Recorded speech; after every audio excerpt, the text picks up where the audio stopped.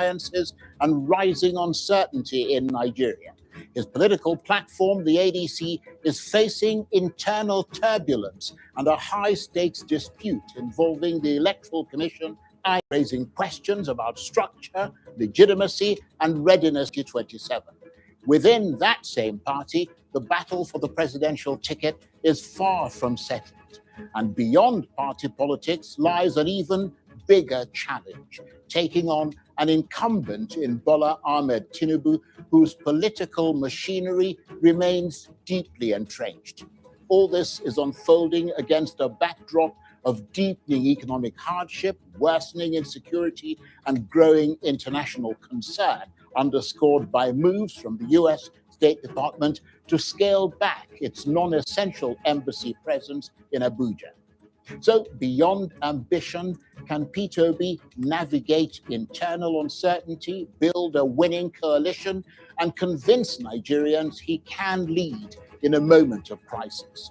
I'll be joined exclusively by the former governor of Anambra State and former 2023 presidential candidate, Mr. Peter Obi, for his first mainstream television interview in 2026. And later, we'll have top-tier analysis of what he's had to say. I'm Charles Enyegolu, and this is Arise Prime Time.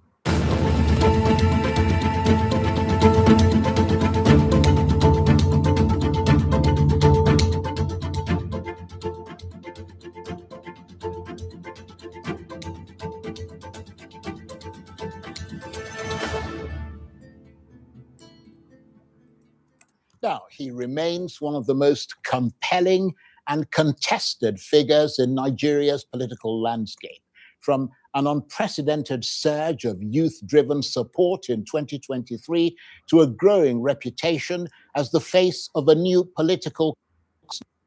Obi has redefined what opposition politics can look like in Nigeria.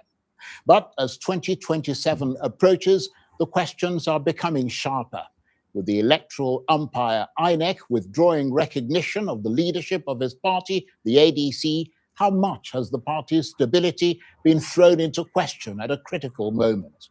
Clearly, for a platform carrying the hopes of a fragmented opposition, this raises urgent concerns about structure, legitimacy, and survival. What happens when the vehicle for political change is itself uncertain? But beyond this, if the ADC were to make it through, can Mr. Obi secure the party's ticket in what appears to be a crowded and competitive field? Is his recent engagement with Rabiu Kwankwaso the beginning of a formidable Northern alliance, or just political optics? And perhaps most critically, can any opposition figure, no matter how popular, overcome the entrenched political machinery of President Bola Tinubu, even in the face of deepening economic hardship and worsening insecurity across Nigeria? And I'm joined now exclusively by the former governor of Anambra State and former 2023 presidential candidate, Mr. Peter Obi, for his first mainstream television interview in 2026. Thank you very much indeed for coming in. Thank you, Mr. Charles, for inviting me. We really are honored to have you. Yeah, because this was a long time ago. And not only that, it's your first mainstream television interview. So Arise is grateful to you for giving us that honor. First of all, will the convention of your party, the ADC, be held tomorrow, Tuesday, as the party announced previously, or is it now riven with uncertainty amid INEC's withdrawal of recognition for the leadership and amid swirling controversies with the ADC's congresses in states like Edo, Katsina, Adamawa, etc., which suggest that there are additional problems within the ADC of internal democracy, which also suggests that if it can't solve such internal problems, it'll have no chance of being able to convince Nigerians that it can deal with national politics and national governance. So, will the convention take place tomorrow? Definitely, it will hold tomorrow. Do we know where it's going to hold? In Abuja here. It's going to happen in Abuja here. And I'm sure Arise will cover it it would definitely. Well, the reason I asked that is that we know that obviously ADC is planning to stage these events, but the party, we're told, still doesn't have a venue yet. I understand you've been denied access to all the venues you applied for, including Eagle Square in Abuja and the National Stadium in Abuja. I mean, is that the fact? That shows you the integrity of our democracy. If you're denied simple things like venue and everything, it shows where the country is drifting to. Where party, when we have freedom of association, everything enshrined in our constitution, and yet a party that is supposed to be the main opposition party cannot allow to exist. Obviously, the ADC has the legal right to hold its events at those places. Why do you think it is being denied access to this? You know that very well, Charles. Well, I don't. That's why I'm Okay, asking. well, obviously, the government. The government doesn't want other parties to exist. They're not playing by the rules. But what are the reasons those venues Well, are giving you? I don't know, just like you. Right. I don't know, but I believe that unless the party in power decides to support our institutions to be able to play their part, we're having such problems. The ADC also has its, by coincidence, its Supreme Court case on Tuesday over the issue of the leadership of David Mark. What's the central argument there? Is it that issues to do with internal party politics should not be heard in the courts, even though the Court of Appeal ruled otherwise? Is the ADC essentially seeking an interpretation from the Supreme Court? There have been decided cases clearly that says that INEC, as called a referee or regulatory body, that nobody should interfere in the internal affairs of political parties. In so many decided cases, which ordinarily would have been enough. But because the present government is bent on destructing the entire system, that's why we're going around that round. And of course, in addition to that, I understand that the Federal High Court will also be in session over the same case. I mean, that sounds like a quite extraordinary judicial model. You can see where they've reduced our judiciary to. It's then become part of the mess they are creating. But is it likely, because I've heard it sort of in the grapevine, is it likely that the Federal High Court will yield its case in deference to the Supreme Court? I mean, how do you read the runes? I don't, Charles, maybe you have better news than I have. I don't get involved with that because I believe it is wrong. Charles, government in office should protect opposition. In fact, they should make opposition stronger, make it work. I've been in party disputes in the past under President Yar'Adua, and I've said it repeatedly. I recall him calling the then INEC chairman and said, I don't want any problem in any of the parties. I want the parties to be stable, function very well. We have free, credible, transparent election, which everybody, if I lose, I'll go home. Look at what has happened to our democracy. It's not being destroyed. And it's being destroyed by those who yesterday were victims of the similar thing that were shouting to the wall, threatening to bring down everything if right things are not done. And then when you have opportunity, and that's what's surprising me in Nigeria, how people can be show commitment to a cause or promise something, And when they are given opportunity, they will fail dramatically. Nobody would have believed that today we will be where we are in this democratic process, considering the actors who are involved in governance today. Well, one of those actors is, of course, yourself.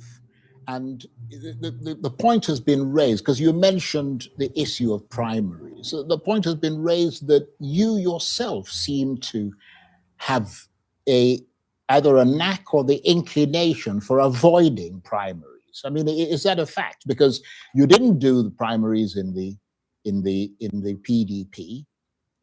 You didn't do any primaries when you crossed over to the Labour Party. You were essentially anointed as a candidate. Charles, you don't have your facts correct. And they're saying that there was reluctant to do it now. No, the primaries in Labour clearly was heading us about. There were other aspirants. Yeah, but they all stepped down for you. No. Most of them. Most prominent ones. Yes. I mean, the ones who could put up a challenge. And they gave a reason. Right. Anyway, I'll come back to that issue, because the other things that you want to finish what you're saying. I didn't participate in the primary in the PDP. Right. Because I saw it was going in the wrong direction. Charles, when you are in a system where people don't play by the rules, and you believe in the rules, the only way to do decently is to leave. Right. And that remains my position yesterday, today, and tomorrow. Well, I'm going to come back to the issue of movements from one party to the other. But let me get the ADC issue sort of all tied up in neat little compartments. The Electoral Commission, INEC's decision to withdraw recognition from the David Mark-led leadership of your party, the ADC, it sparked obviously a swirling mass of outrage within the opposition. Do you believe INEC has overstepped its constitutional role? Totally. You were wrong. And it's even something one can imagine, because they were recognized yesterday. So what's so sudden now that brought about their reverse? Well, they said they were obeying a court order. I think they're wrong.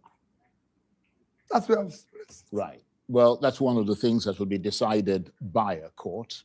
And is this, as many in the opposition allege, and as you yourself have suggested just a hot second ago, a politically orchestrated move by the ruling APC? Do you detect political interference? I said that is what it is, completely, 100%. You don't agree with those who say that it is purely, and it could potentially be an issue of institutional overreach on the part of INEC, because it doesn't, even if INEC does that, it doesn't necessarily involve the government itself. No, somebody's pushing them to do that. But do you have any clarity on that? I mean, supported with evidence? Well, I've said it what I said. Everybody knows. I just gave you an example. Now, when we had a problem in Africa, President Yar'Adua decided, I don't want this. Even when the case was in court. And that was the end of it. A government that wants progress will support strong opposition, because it's critical. So despite the warnings from INEC, the ADC is going ahead with its national convention, the April the 14th, Tuesday, which is tomorrow, amidst all the internal leadership disputes within the ADC? Because we believe that what they did is wrong. So will you attend that convention? Definitely, I'll be there. Right. Are you confident that a convention held under these conditions will produce legitimate outcomes, or are you building on uncertain legal ground? Well, Charles, I'll be there tomorrow, and will ensure that that convention, which started with the Congress, comes to a conclusion.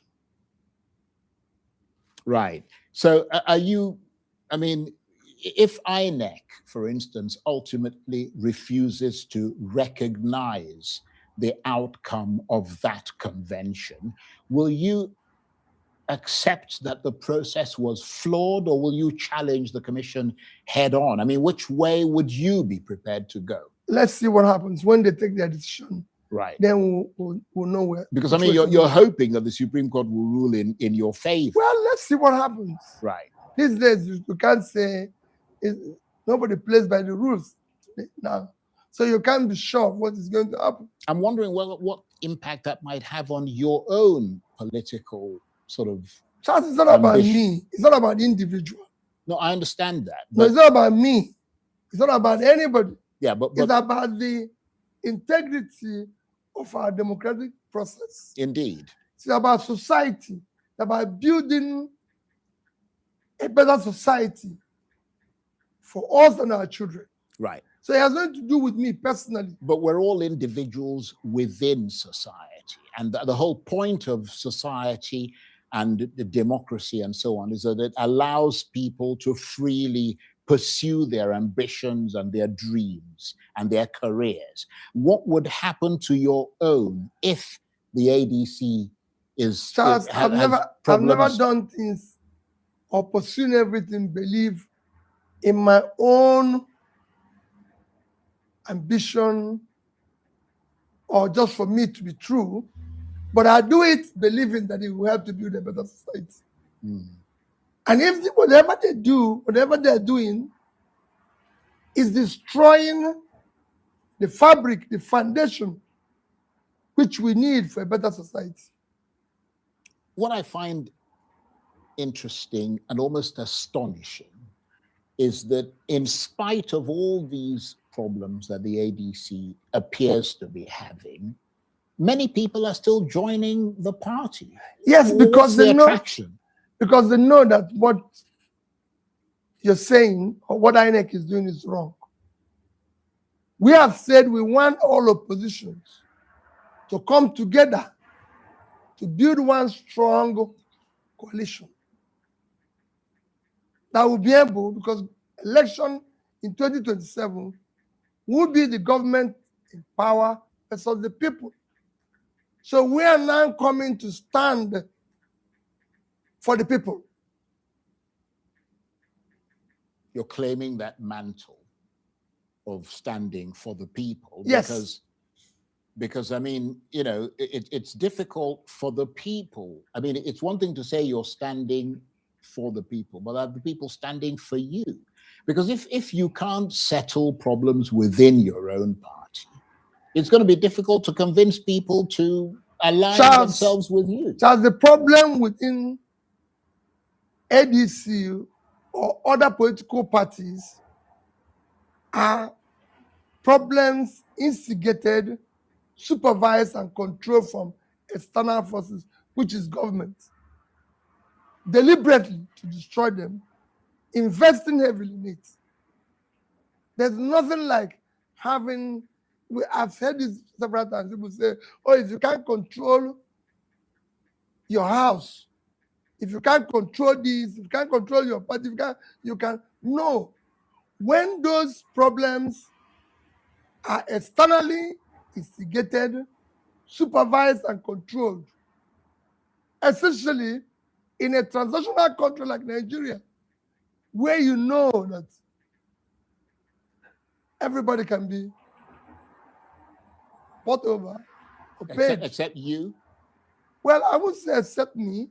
There are other people. Because what I'm saying, that sounds like you're, as they say, up the creek without a paddle. Because, I mean, what you're essentially saying is that we're in an impossible situation. You're in an impossible situation. Because you're never going to get I mean, if the people that you've got together with are all people who potentially can be bought over, not all, have no principles and have no ideology that they're fastidious with.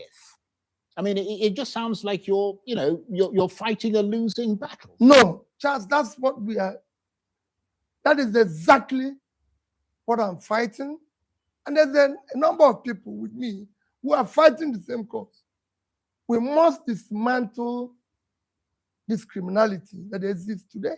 But how are you doing that? Because I mentioned earlier about this issue of primaries. Let me return to something related to that as well, because you yourself have moved across parties from the PDP to the Labour Party, and now you're aligning with the ADC. Why should Nigerians trust your long-term commitment when it appears you leave parties rather than stay to fix the problems within them? Let me even tell you, you're even wrong. I moved from ABGA. Yes, you moved from ABGA to the PDP, then Labour. I moved from ABGA to the PDP because I had what I can call disagreement or issues with my successor, the governor who came after me. And now they allow it to become toxic and become destructive to its governance of the state. I moved out. In PDP, I said it before, people were not playing by the rules. It was transactional. I cannot be part of transactional primary. I cannot be paying people to go and serve them. And yet the same so people, I moved. The same people that you were I moved right to Labour. And of course, like I said, government came into the same system, which is very clear. You just said about INEC said they're being court order. We got in Labour Party, Supreme Court decided a case in April. INEC did not recognize that judgment until 7th of January, 8 months after, because of the same process. You even see people who will be on the rooftop shouting and say, if Peter B cannot fix the problem in Labour, because they put fire in the house, and they were shocked that I was able to escape. So they thought I would be there for the fire to burn me. When I now escaped, they said, oh, if he cannot stay and put up the fire, which they put, and then I left. I'm in ADC with the same people. Yeah, the same transactional people you talked about from the PDP. Charles, I'm in ADC with the same people, some of whom are left in PDP and other parties. But we are going through the same process. If that process is again compromised, I will speak out. Right. Okay. But what is important is not what people are yesterday. Right. It's what they are today. Because they've seen where the country is going, and they can decide, no, we are not making sacrifice. Right. We will no longer go back to what we used to. Indeed. I understand the logic of the point you're making, but some would say that that exactly is the concern, that each move that you make is justified for some reason. You know, either a strategy or as, you know, getting away from transactional people or as something else. At what point does strategic movement begin to look like political inconsistency?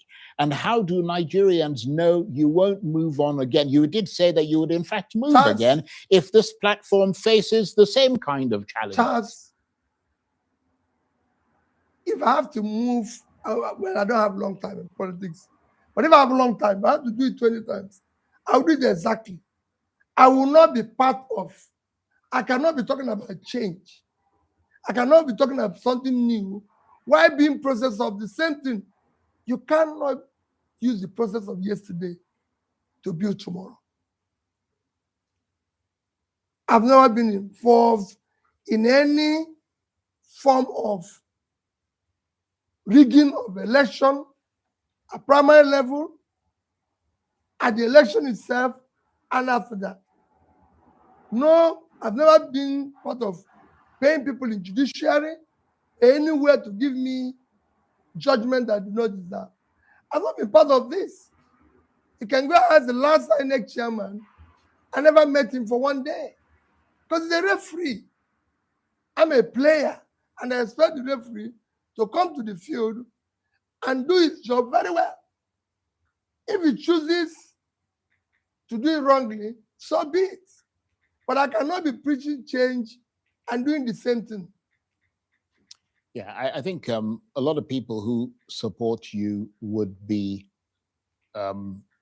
re-inspired by what you just said. But you are, of course, now operating within the ADC. Yes. Can you realistically secure the ticket in a field that includes seasoned political heavyweights like Atiku Abubakar? And what happens if you don't? Would you be willing to step aside for a stronger coalition candidate in the interest of defeating the incumbent President Tinubu? Well, let me tell you, Mr. Charles, we're a coalition. For me, what I believe that Nigeria requires now is a coalition of people who are willing to sacrifice everything. It's a coalition of competencies, coalition of capacities, coalition of people who are compassionate to tackle issues that Nigeria needs urgent attention today. That's what I see as that coalition. We're no longer going to be a coalition of people who are going to share democracy dividend or transnational coalition, because there's nothing to share any longer. Whatever we're sharing now, the country is finished. We need to now be a coalition of people who are going to sacrifice everything to build tomorrow. And if that is the case, it will be easy. It is done in several countries of the world where coalition came together and brought somebody to be part, to lead it. Example is in Indonesia. When Joko Widodo was chosen to be a presidential candidate, he was not chosen by his party. He was chosen by a coalition of parties that came together and said, this is our candidate. And because of it, other smaller parties joined in that coalition because they believe he will do the work. Where we are now in Nigeria, it's time to hire qualified, competent person. Our recruitment process for 2027 must be different from what it used to be. Right. We must now get somebody who is committed to a future and a better Nigeria. And do you see any person who is like that beyond yourself? Well, like I said, we have a party now. I'm sure the party people will come together and decide. There might be somebody better. Right. There might not be. But whatever there is the choice, it must be based on empirical, verifiable evidence that this person is better than Charles. So why should I be doing this program when we have a better person? Well, it'll be interesting to see how that works out. And it'll be interesting to see whether a lot of the other people think the way that you do. You had a recent meeting with Rabiu Kwankwaso, the former governor of Kano State. It sparked talk of a northern alliance with you. Is that the beginning of a political merger, or is it just optics? It's still a part of the alliance, part of the coalition. Charles, one of the things that is affecting us today in this country is lack of unity. We need now to be united as a country. We have to now ensure that religion, tribe does not exist in building this future we want.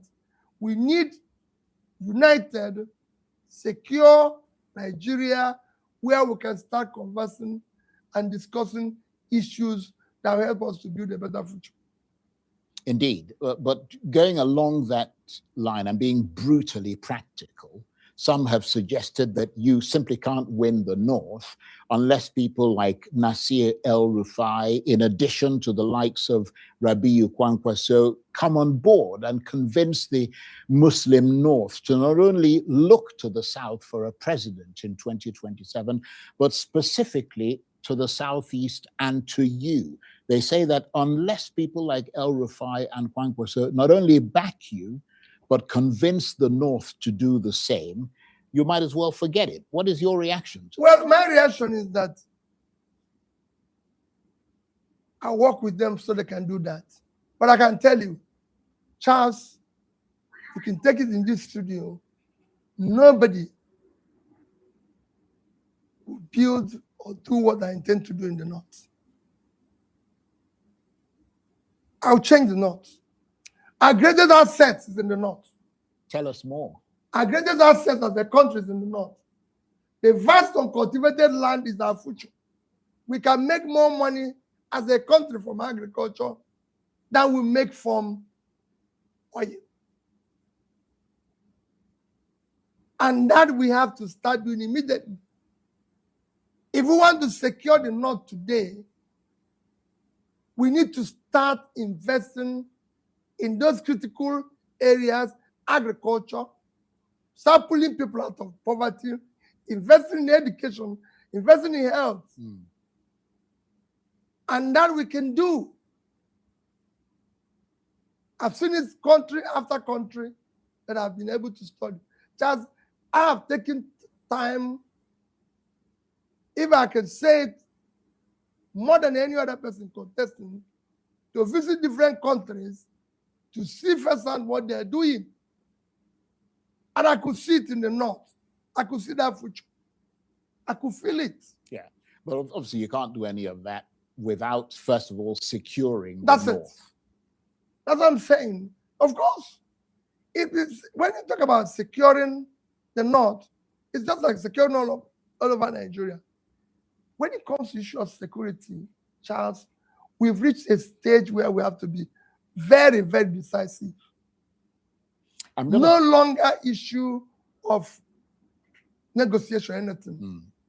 Charles, I had what I can call disturbing insecurity when I became the governor of Anambra State. It got to a stage that I had to come here and tell President Obasanjo, Mr. President, this is what I want to do. And you must allow me to do it. You can go and ask retired General Enenche. He was commander of the army unit then in Anambra State. Late John Haruna and late Commissioner Bello, I can call names, go and ask them what happened. And you could see it, that the then IG, Abubakar, came and said, for 5 years, we've not had issue of major robbery or kidnapping in Anambra State. I'm not saying it will not go away. No. But you can decisively deal with it. And there's so many ways to deal with it. Because the insecurity we are suffering today was not just something that started with God. It started with the erosion of governance, erosion of values, erosion of, abandoning the youth, and no education, trust, social trust, everything. These are the things that over the years, what you're seeing as cumulative effect of leadership failure over the years that brought us to this. So what you need to do is to be decisive and then start long-term process of ensuring that you build trust, you bring governance, justice, people are punished if they do the wrong thing. You start building while you're pursuing. No nation will lose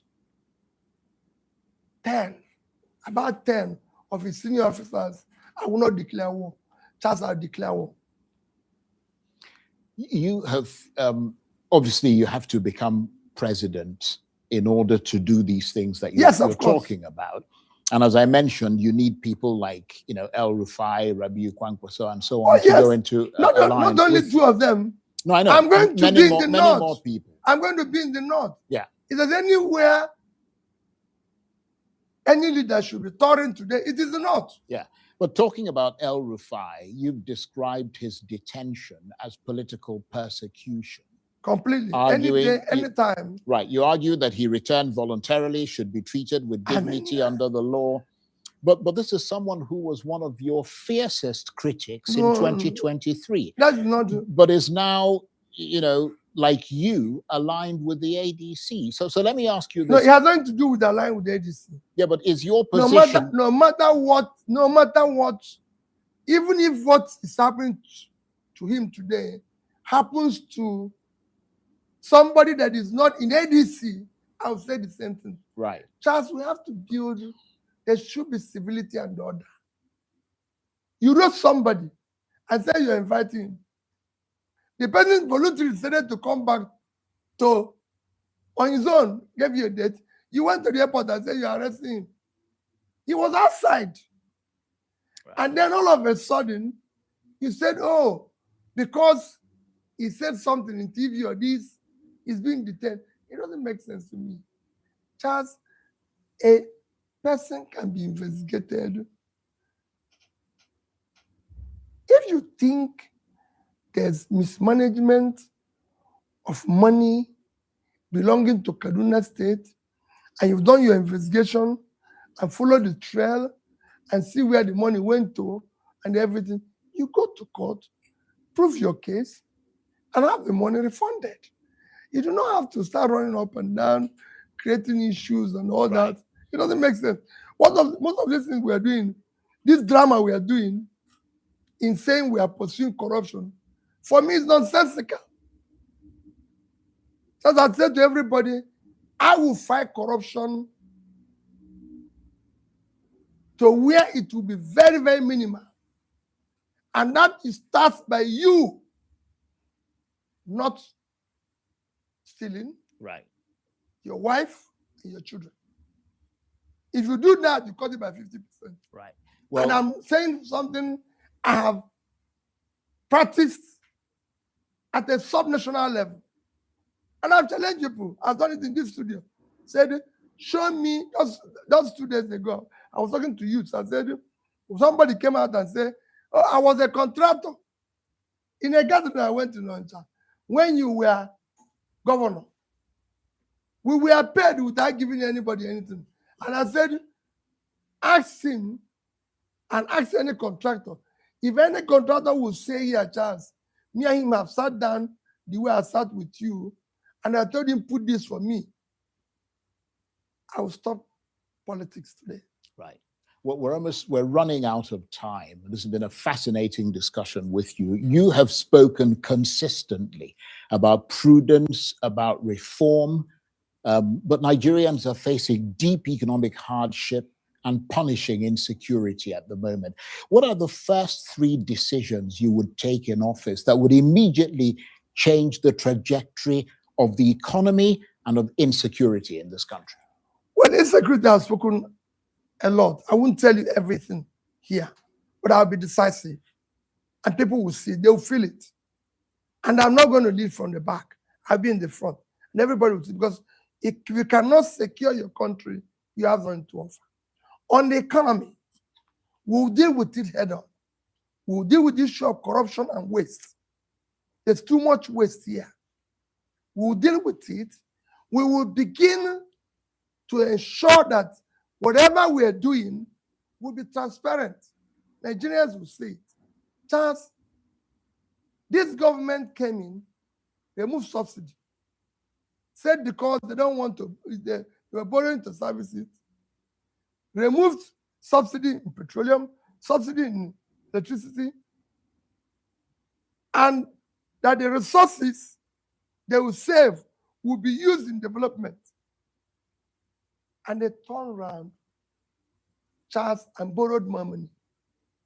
When Buhari came in, our borrowing was 13 trillion, about 13 trillion.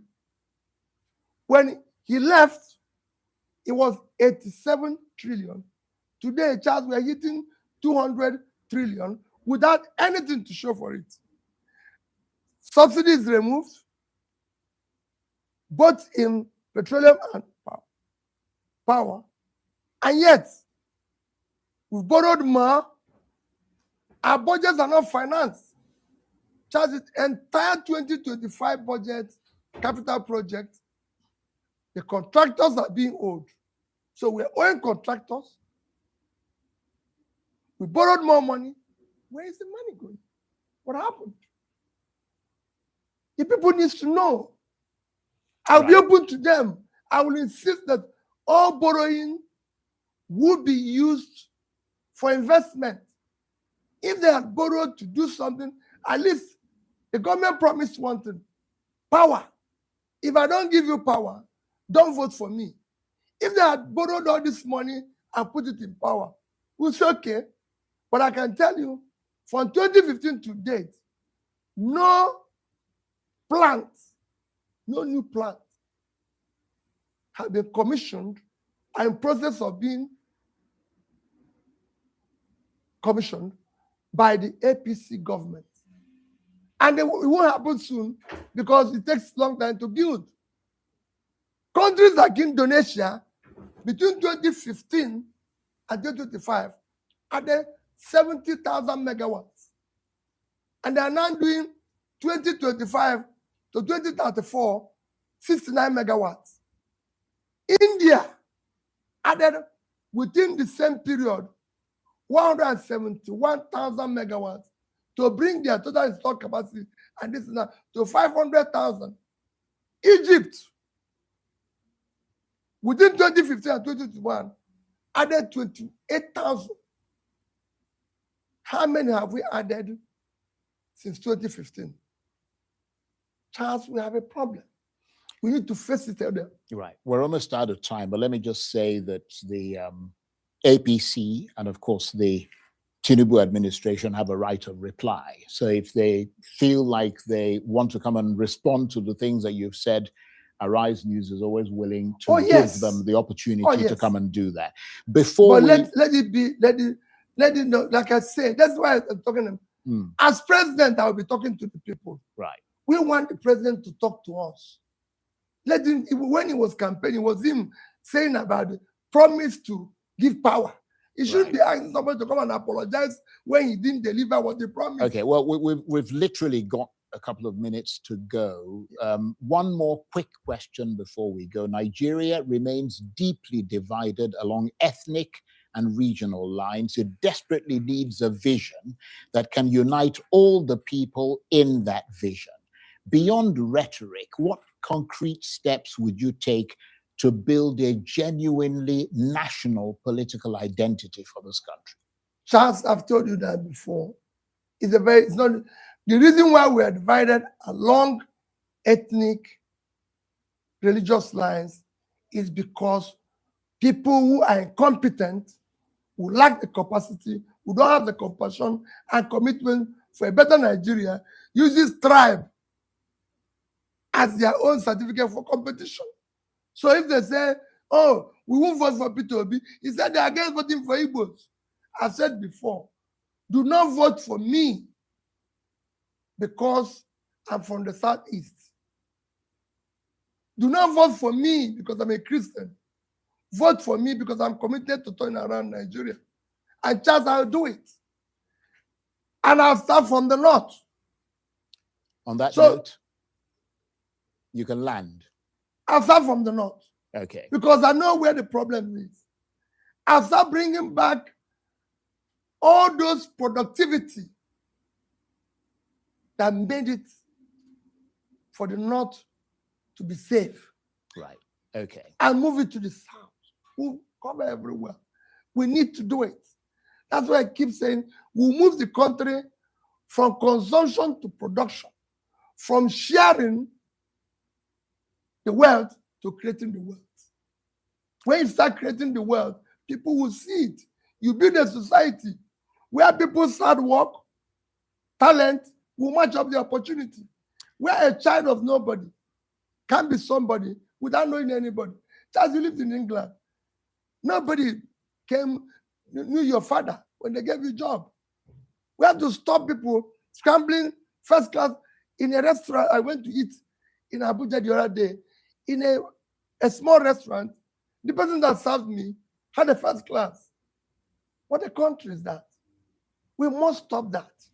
On that note, I want to thank you exceedingly for taking the time to talk to us today and for joining us exclusively, the former governor of Anambra State and former 2023 presidential candidate, Mr. Peter Obi. Thank you very much indeed. Thank you. All right, guys, my president has spoken. We're going to run through some videos. Unfortunately, I'm not able to share any links so we can talk more on this, maybe at another live show. This has been a great interview. Everything that Peter Obi said is nothing new to those of us that have been following. This was intentionally brought in so that those who are pretending to still be asleep and are asking dumb questions, they will know that, we don't have this, okay? So I'm going to bring some videos here. Let's see. Welcome and greetings to everybody. We'll just run through these videos really quickly, and then we can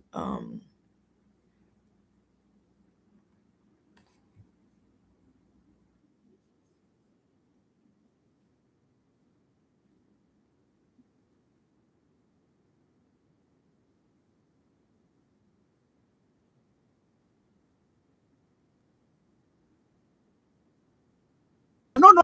You see Tinubu, Chief Bola Ahmed Tinubu. Tinubu is supposed to be crowned and awarded the grand patron of desperate chicks. Nigerians will not be desperate chicks. Those girls will sing with the kumsi. But if you say you want soji, if you say you get I don't know if you sabi the desperate chicks. If you go for Disney Hotel for where they sing with the kumsi, Tinubu is supposed to be the manager and the patron of desperate chicks.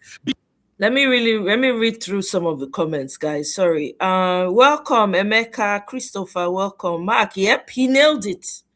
He nailed it, short and sweet. I love it. And I like his attitude now. He's really getting tougher. And I like that. I appreciate that. I want him to do more of that. Anyway, he already knows what to do. Don't be me go advise Peter Obi. So he nailed it, really. Very short and sweet. I love it. Because in the history of desperate politicians, this one stand out.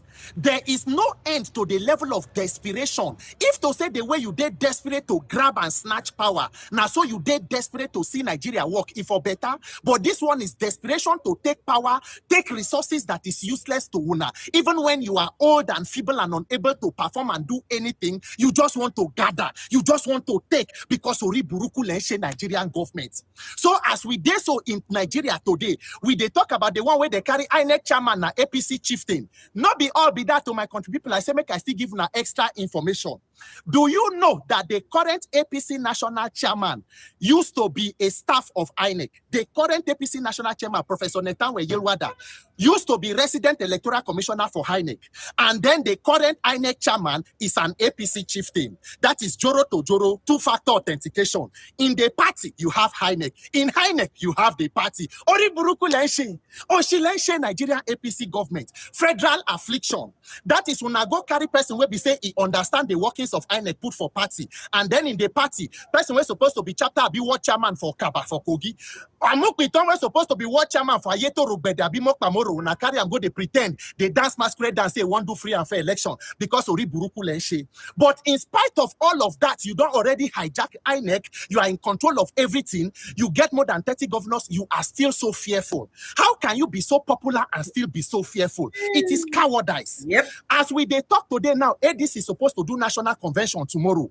All the venues that they don't apply for, they refuse to approve for them. Yep. They apply for to use Eagle Square. The same Eagle Square where APC used to where they do Ori Buruku, carry minister for defense. They slaughter people. See video. In one family, they kill papa, mama, children, wife, everybody. Meanwhile, minister for defense, they for Eagle Square. They waka, they say they do security committee member for Ori Buruku for Eagle Square during APC convention. But look at later, ADC write later to federal government, they deny them access to Eagle Square. Give them Velodrome of National Stadium. They say it is not possible for them to use it. But as it is today, make opposition no break. Why? Because Tinubu and APC want to grab power for the sake of power. That is the unfortunate situation where we find ourselves. But Tinubu and the APC federal affliction, ADC go hold that convention. 2027, they will be on the ballot. And at the end of the day, 2027, the will of the people will prevail because the criminals in power go pack their load and excuse this country. And excuse this country because the kind of failure where will not be, the desperation to take resources without the mandate of the people to continue to hold on to power, it will end in failure. Nigeria must win now. Now, I make when I go by us, they tell president, they talk, say there is hunger, economy bad, things they cause. President Tinubu said the desperate leaders will we get. Tinubu said that it is true, say our situation they bad, hunger they, but make all of us at least come together, they thank God. At least we better pass Kenya. Ori buruku leshe. That is our own president. They can't fail your way will not be. You know, they even argue, say that you have not failed. Though. You agree, say you are a failure. But you are calling on all of us, the faithfuls. Now we come together, do Thanksgiving. Now we attend NSPPD. I say, at least we better pass Kenya. Hey, yeah. Master strategies. Ori buruku strategy nani. I say I never see more this kind failure we will not do. So Nigerian APC federal affliction, the All Progressives affliction. There was ruling party before when I become ruling party. You were opposition. And under you, opposition will also become ruling party. Whether you like it or not, the power of the people is greater than the criminals in power. My name is Peter for Nigeria. Absolutely. What a tragedy of leadership. Yes. Shame on a desperate president and desperate party. Telling you. Yeah, Mark, I see your comment there. I think so we don't move on from this guy. You know, let him do what he wants to do. We don't, we're not, he's not our focus right now, right? He's not our focus. Let him continue to do what he's doing. He don't concern us. Anyway, let's listen to a few of these videos. When President Tinubu appointed Josh Amapita, there were a lot of outcry across the country that he should be sacked, because he holds views that are antithetical to the unity, prosperity of Nigeria. And he had expressed them openly. But because he was a man on a mission, a man who is sent to destroy Nigeria's democracy, that is the reason why he is playing a script. At least you have heard from Anselm Odunkalu, who said that he has a pre-signed letter of resignation that is stated there that he has resigned from this position. So he was said to have been under pressure to do what he's doing. Now, democracy before the coming of Tinubu had flourished. A lot of opposition parties have been given chance right from 1999. How we started. 3 political parties, AD, PDP, and APP, were the 3 political parties that were registered by Ephraim Akpata-led INEC. If you do good, I go praise him. Ephraim Akpata I will ensured continue to praise him that if he democracy does the right thing. In fact, he does the wrong thing, I will come. That was the first time I don't get favor that we had the first major coalition between AD and APP, where Olufalaye was the presidential candidate and Umaru Shinkafi of the APP was the vice presidential candidate. We moved from that era to the next, and all the INEC chairmen had improved upon the system up to the period of Jega, who brought in the electronic consideration into and technology, let me say technology into the system. And so far, Nigerians are appreciative of the technology that has been brought in. However, Mahmoud, who was supposed to be the best INEC chairman, because he had introduced servers that when you vote, immediately it goes into the server. Now, introduced what is called a glitch, which now marred the presidential election, while other elections were intact. Now, we were thinking that Amupitan, who is from the university system, who has perhaps a golden opportunity to add his name in gold, will do far better and correct all the ills of Mahmoud Yakubu, being a professor and a senior advocate of Nigeria. But unfortunately, he has already donated himself to be used to destabilize democracy in Nigeria. He has been very, very, very, very, every political party is not happy with him, except, of course, the APC, for whom he is working for. Now, what is even more annoying is the fact that we know you are from the university system. You have never seen a huge amount of money. But this is the first time you are seeing money almost close, nearing trillion for you to conduct, an election that should be free, fair, and credible. But you are using those monies to further destabilize the system. You have introduced voter revalidation. And I don't know from which evidence, whether it is empirical or whether it is merely logical, that he will now conclude that the voter registrar is too high. One-term president. Yes, so honestly, these people, we need to be in their game, man. Let me go back up. I want to play this video.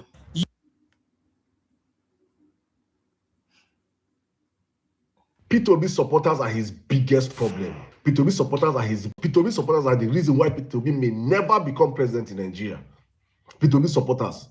Any small thing you just talk about P2B online, they will attack you, they will insult you, they will call you names, they will say this, they will say that. That his biggest problem, disobedience, that his biggest problem.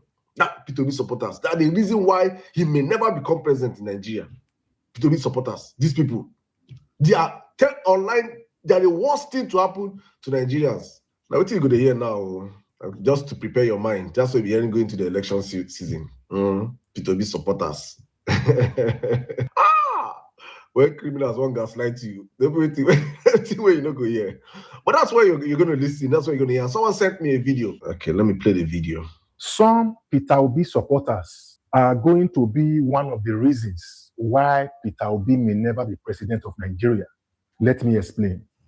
In 2022, one of my followers, a Nigerian, came to America for vacation with his family. And while I was on call with this man, the man said something. He said, "No, sir, comedy.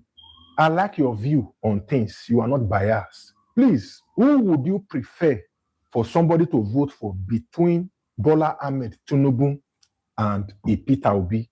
I gave this man a breakdown of why me personally would prefer a Peter Obi to be president of Nigeria as at that time. Because this man was traveling to Nigeria the following month because he said he was going to vote. So after our discussion, the man said he was going to vote for Peter Obi. And in his household, there are 8 overall who were eligible to vote as at that time. That is 8 votes for Peter Obi.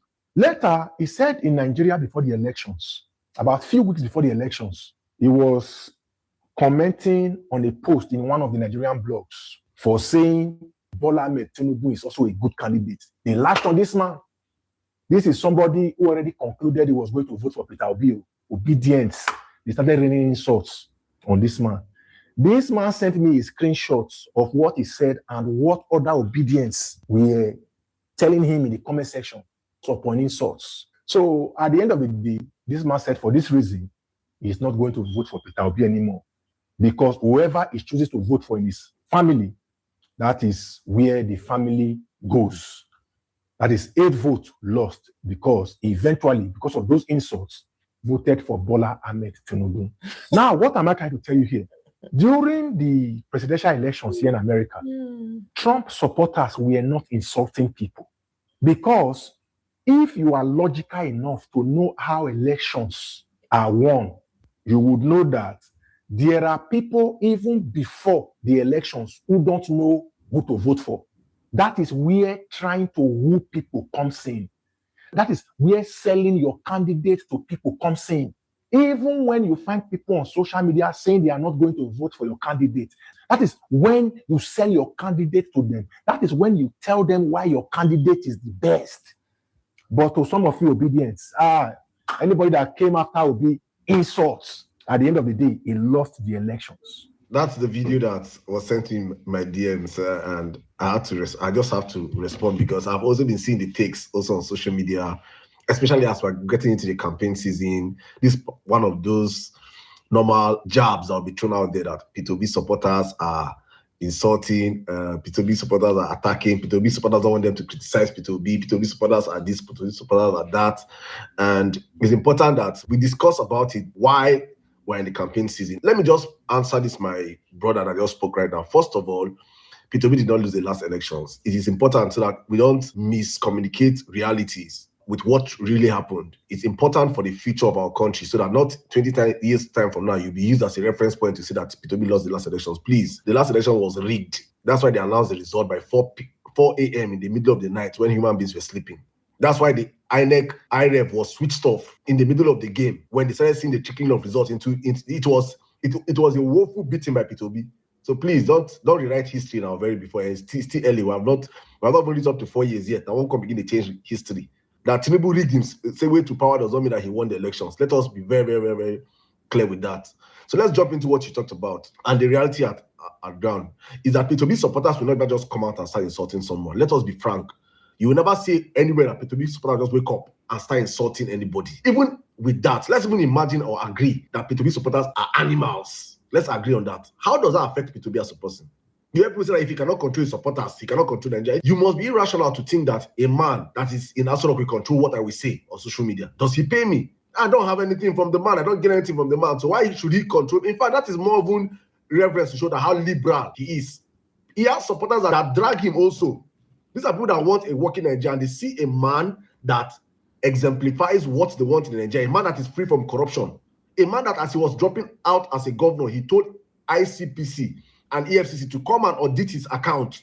Nobody has done it. No governor in the history of Nigeria has done what he did as a governor, and as he was leaving office, left over $500 million for the state. This is the money that Tinubu will steal under 2 seconds. Other governors will steal under 2 seconds. This man has done things that Nigerians have seen. A man that has conquered greed. So now, if you see Nigerians agitating for such a person, you should understand where they are coming from. They are coming from a point whereby they are tired of the kind of politicians we have seen that have occupied power for so long. This is a different man. Nobody calls him a messiah. His opponent supporters will call him a messiah. And we will say, okay, no problem. They say he's not a saint. He never said he's a saint. Even if you call him a saint, I can call him as a political saint in Nigeria. Nobody has done what he has done. These are facts, right? So you people will forget that there are actual supporters that are offline. Nowhere in history that P2B supporters offline have attacked one person physically. All you hear is verbal abuse on social media. And this verbal abuse comes from when they attack the man. His supporters will defend him because the man is a gentleman. He doesn't want problem. And because he doesn't want problem, then riffraffs, we find it as an opportunity to attack his person. And his supporters will say no, and they will speak back. And you call them that you don't want to gaslight them that they're attacking. No P2B supporter will wake up in the morning and start attacking anybody on his behest. Let us be frank. In the other side, we have Bola Ahmed Tinubu supporters, people like M. Solomo that came out and openly said Iyashukudi and the rest, throwing tribal slur. We saw people died for Bola Ahmed Tinubu in Lagos. People were unalived because they voted against Labour. People were beaten because they did not look like a certain tribe in Lagos for elections. Have we forgotten these things? APC supporters, we are attacking people across the country. They are doing it currently as we speak in Edo State, in Akwa Ibom, across this country. APC are on ground. destroying and attacking people physically. But they're not the problem. Oh. It's people that are using Twitter fingers to tweet. That is the problem. You see, the hypocrisy of Nigeria is what we're going to end this year. If you as a grown-up old man or woman feel angry with Peter Obi because his Peter Obi supporters supported him, you should not even have a phone in the first place. If I insult you at the best of Peter Obi and you point on Peter Obi, you're stupid because Peter Obi is in his house. He doesn't even know that you're even insulting him. Insult me back, where insult you. That's how it's meant to be. If you feel bad that people are attacking you because of what you said about the candidate, then attack the person back. How does me saying that you're a madman say, oh, he's a Peter Obi supporter, so therefore I'll not vote Peter Obi because Saddam said I'm a madman? That means actually you're a mad person. So please let us drop this 2023 attack in 2023. 2027, we're going to an elections whereby governance is what we're going to talk about. Have Tinubu performed in the past 3 years? Absolutely no. Tinubu has been a disaster of a president. But we understand that Tinubu is not going to play politics based on performance. He's going to play politics based on division, which is divide and rule, divide across tribes. Thank God that the North that they sold the Muslim ticket has totally rejected them. So they cannot do religious politics. So they're going to do politics of tribalism, which we're going to see at an extended level, then probably regional kind of politics. Politics of religion has been exterminated. We can see that. So we have to talk about values. We have to talk about what have you brought to the table, Bola Ahmed Tinubu. The answer is nothing. So therefore, you'll be judged by your performances, not by what Peter Obi supporters said. If you're judging the next election based off what supporters on social media say, that's how you will vote. You should not even be voting in the first place. And that's why many people are against democracy. I shouldn't have equal voting rights with some people. If you are persuaded to vote for a candidate based off what his supporters are saying, not what he has said, then you shouldn't even be voting in the first place. Because politics is as important as any other decision you will make. And if your choices are based off your feelings of the supporters of the candidates, you're not meant to be making those choices. I will never, ever judge the candidate. Let me say, Bola Ahmed Tinubu have criminals as supporters. Look at his supporters, fraudsters, criminals, hired killers and the rest. Look at them. Militants, terrorists and the rest. I don't judge him of the candidate. I judge Bola Ahmed Tinubu of who he is. He's a disaster. That's why I reject him. And that's why any senator should reject him, because he's a disaster, not because of what one Kudus or one Waspapping said about. But no, I don't freaking care about these people. They're materialistic to the schemes of affairs in the long run. They cannot decide policies that will affect me tomorrow. Who decide policies that affect me tomorrow is Bola Ahmed Tinubu, and he's a disaster. If you want to support a candidate, open up with your chest and support the candidate. Don't come and gaslight Nigerians and say, I'm not supporting Peter Obi because of supporters. That conversation should end in 2023. Well said, though, Emir. We no send their pa. We go harder this year. They never see insults. The one when the APC do 2014, 2015, that say we don't forget. The one when they do that, say we don't forget. They should wait. They say insult. Which insult? What they did to Jonathan 2014, 2015 is still loading. Did we create caricature for any one of them? Right now, we ready. Fire for fire, bass for boss. Thunder, fire, peace. We must, Nigeria, we they collect am back 2027. And ain't nobody. Then no girl waiting them one use gaslighting. We go match you for gaslighting. Since una say una want craze, when we go there, hypocrites. You chose it shows that your entire that family of 8 that voted for APC. It shows that you guys are bankrupt, morally bankrupt, and bankrupt in every way. Because person annoy you for Twitter, social media, so you go and vote for somebody that has come to kill you. Bastards, scallywags. Now they craze. We ready? I will go and I go soon buy blue tick for Twitter. We are ready for this. Since now war, we need already talk right from time now war. It's either we don't carry out election, we fight all the way, or we carry out election. Since it looks like we are going in that direction, we are going to match you people's energy for energy. You know, go better for any APC supporter member when they think that way, whether you're a shadow supporter of APC, you are underground supporter of APC, we will match you people energy for energy. Una dey craze. We follow get that country. We go collect that country from on our hand. Thugs, fraudulent motherfuckers.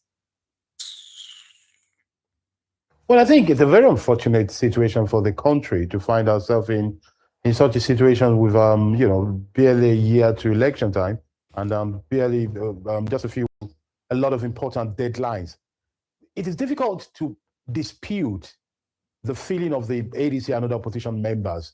One might, argue against the method or the strategy they're using, but one can see why they can feel bad. If they truly feel that the umpire is not independent, let alone affiliated to one of the side, then of course they want to ask for their resignation. That's a very important thing.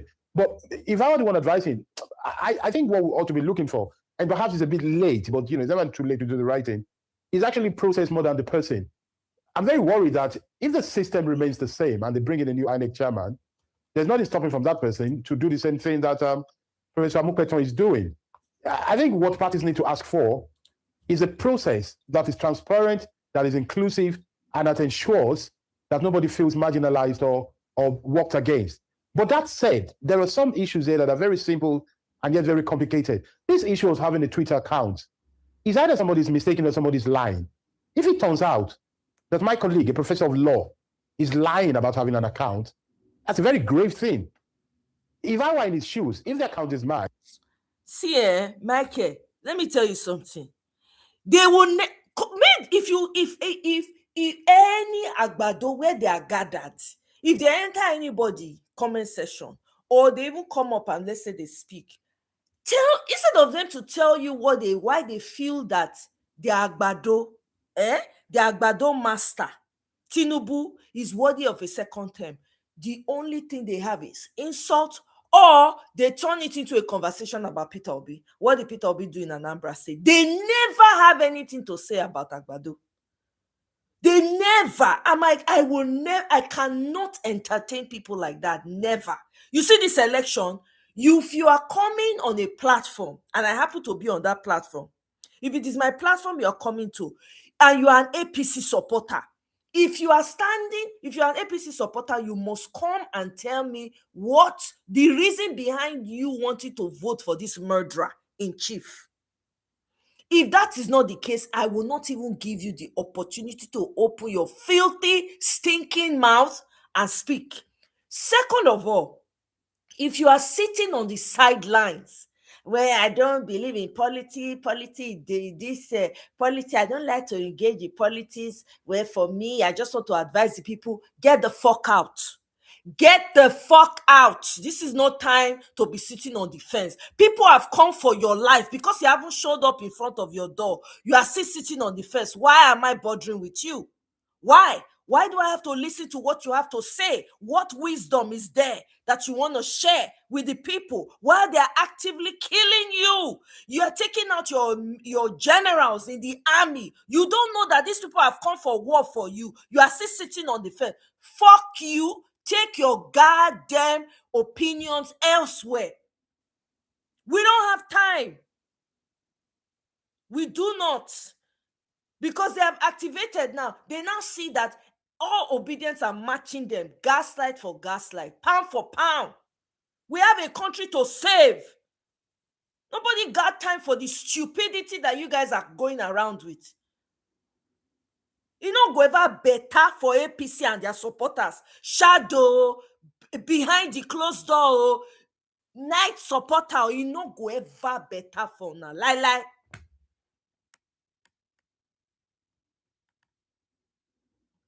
I'll come out and say, yes, it was mine, but that doesn't mean I cannot do my job well. We need to look at the process. But, if it's not his own and they're misunderstanding him, then that is not good either. But, he can overlook that. What we cannot overlook is if the professor of law is lying to the public. That would be a very grave thing, I think. But it's all a series of unfortunate things that is going on. You can understand the stance of the opposition party. Of course they want him to go. I'm not surprised at all. I'm even surprised it took them long. I do not think they're asking him to go just because of the Twitter account or the Twitter tweets. I think that is the latest thing. I think they stopped liking or trusting him when he took away their chairman and their secretary. And I'd like to say, I think he did that too lightly as well. All right, Professor Killer. Some would say that he's a victim of circumstance, that all our hands and all fingers should be pointed towards the Electoral Act, because if the Electoral Act still remains the same, and in terms of appointment and the rest of them, why would you probably shoot the messenger? So can you say that again? Sorry, I didn't hear you very well. All right, so I spoke. So some are saying that Professor Mukpita is a victim of circumstance, that all fingers should be pointed towards the Electoral Act, that if the Electoral Act remains unchanged in terms of appointments, why shoot the messenger? Yes, the Electoral Act is what we ought to be looking at. The process which INEC follows, the approach, is what we ought to be looking at. That is why I think, while it is understandable to ask for the resignation or removal, I think instead of resignation, they should be asking for his removal, actually. Instead of asking for his removal or resignation, what they should be looking at is the process and the approach. I think that is what would guarantee that the next person, or whoever that is, or the same person, does not do things that would appear to be against a part in the competition. It's about the act, it's about the process. That is where I stand too. But again, I want to be very clear on this. I understand why they want him to resign. If they feel he's against them, then he's not, he cannot be trusted. So you can understand why. Well, Professor, since you're talking about not necessarily the focus should go into the process as opposed to just removing the resignation or removal of the INEC chairman, why don't we have both? If indeed he's found to be lying, like you alluded to earlier on, if the INEC chairman is found to be lying to the Nigerian people, you did say that is a very that's very significant, negatively, of course. If we look at removing someone that may be lying, if he's found to be lying, and also look at the process, would that be more robust?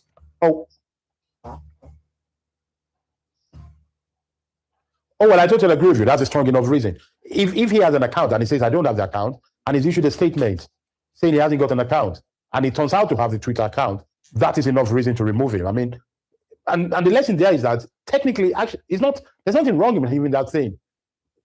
In the opening of his book, I think the man died. Wole Soyinka wrote, the reason of my arrest is different, detention is different from my arrest. His real crime is not having the account. It might be a sin to have the account. It might be a sin to have tweeted that things. The real crime is to lie, to say the account is not mine, or I did not tweet those things. That is enough reason, enough grounds to remove him, not even to resign. But so to that extent, yes, the two things can be as well. Yeah, but in terms of the process, because if he relies on that, then you cannot trust him on other things. Yes, but in terms of the process that you talked about, that would be more profitable in the long run. What would make this process less frustrating? Because of course we can anticipate that some would kick against reviewing the process because the current situation favors them. So what would make this airtight? In terms of process and approach, there are ways to go about the job of INEC chairman, and I think regardless of if he's independent or affiliated or not to the APC, I think he has taken some wrong steps. For example, when he was about to choose the date, I think he could have called a meeting and agreed those dates with the party chairman and secretary rather than announcing it and changing those dates. That is consultation. When they chose the date, for example, and then they had to change that date because it falls on the Muslim calendar, I personally would not have cared if it falls on the Muslim calendar. I do not believe that because it's a religious day you cannot vote. That's a wrong attitude. But given that I'm in the minority, given that most Nigerians think so, his lack of considering that is a lack of consideration. He shouldn't have done that. The announcement of validation of a permanent voter's card to then change your mind is a sign of inability to foresee things well. So that means there was not enough consideration, consultation, and enough communication to make those choices. So to that extent, I think so far so bad for the new INEC chairman because his decisions do not appear to be thorough. They do not appear to be consulted. They do not appear to be well considered. And that is why you have this back and forth. And that is what opens him to be frameable and to be being, to be subject of attack and suspicion. If he had carried along the parties, there are many political parties in Nigeria. they can fill any sizable room if they sent in 2 or 3 delegates to just sit with them and say, let us plan the dates together, let us process this together. That kind of process will be less acrimonious in a country where politics is so divided and so important for the people. I think those are the lessons this chairman and any future chairman should learn.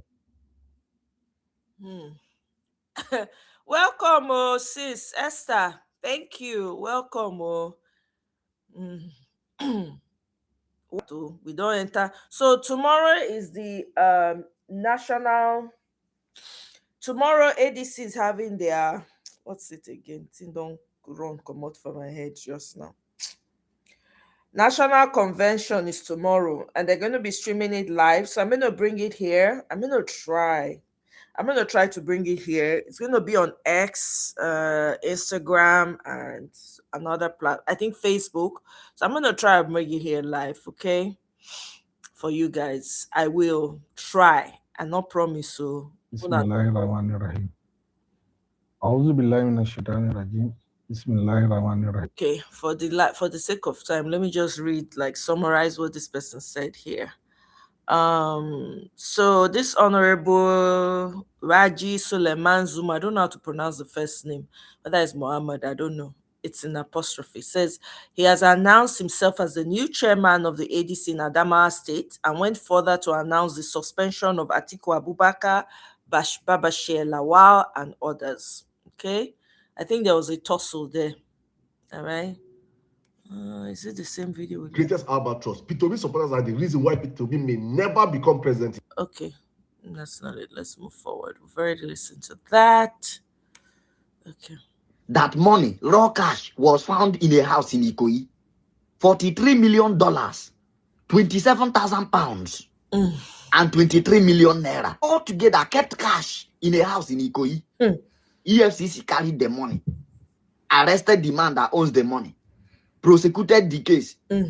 During the prosecution, in June 2023, the president of Nigeria, Muhammadu Buhari, terminated the case and said that it's for national security reasons. It didn't end there. The man, Ayodele Oke, who was in possession of that money, the money was found in his house today, is an ambassador of Nigeria to France. Please, my people, what is national security? Because I'm not understanding. What is national security? If that money belongs to the government, what is it doing in a private person's flat and not in the central bank? What constitutes national security? That's what I want to understand. And today, the same man is now an ambassador representing Nigeria in France. How can such a man represent the interest of the people? Tinubu spent about 34 billion only on traveling around just for 2 years. 34 billion. Just traveling. No way. For 2 years.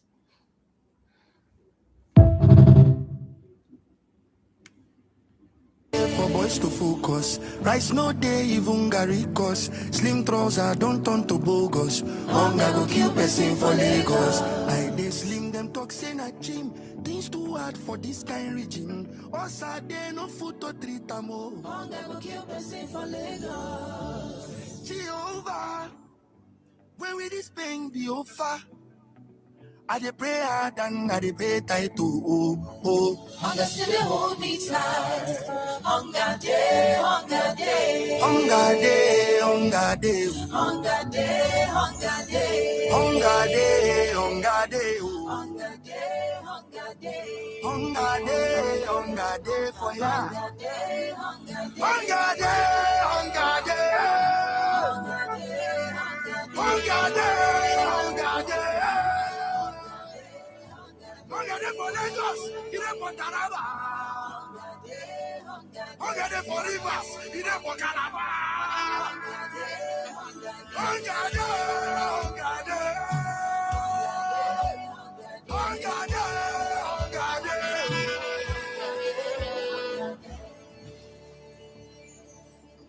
Be like say them they use us play games. Hunger games. I dey fear. I know one mention names, so mention names.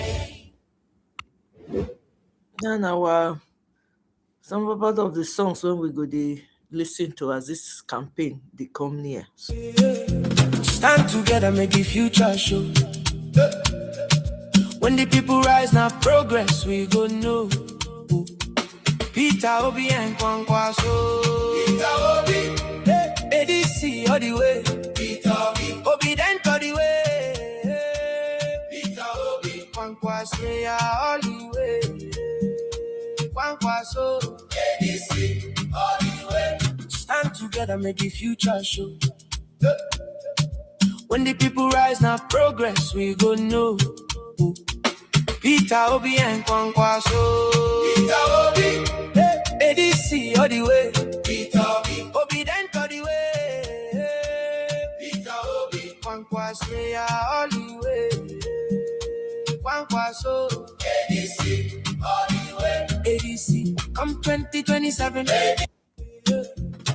Yay. We are really, really suffering in Lagos Island.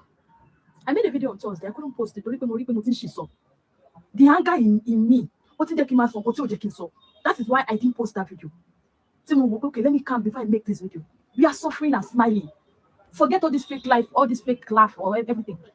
We are suffering and smiling here in Lagos Island. You me. I was in Masi for good 13 days. Good 13 days. Imagine the stress, the trauma. I came back home on Thursday. I went through a lot of stress. Me, mola down. Let's 5 bags of pure water. Imagine leaving your house for good 13 days. Stress, going up and down, low sickness. Getting home, you couldn't get water. Lagos Island lower.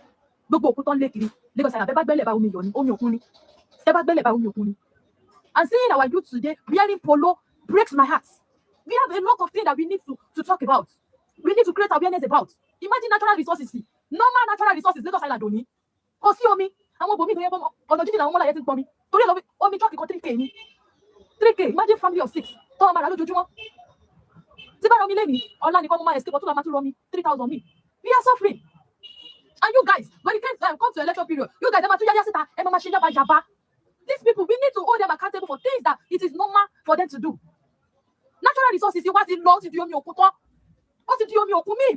And you suffer. Me, I am suffering. Imagine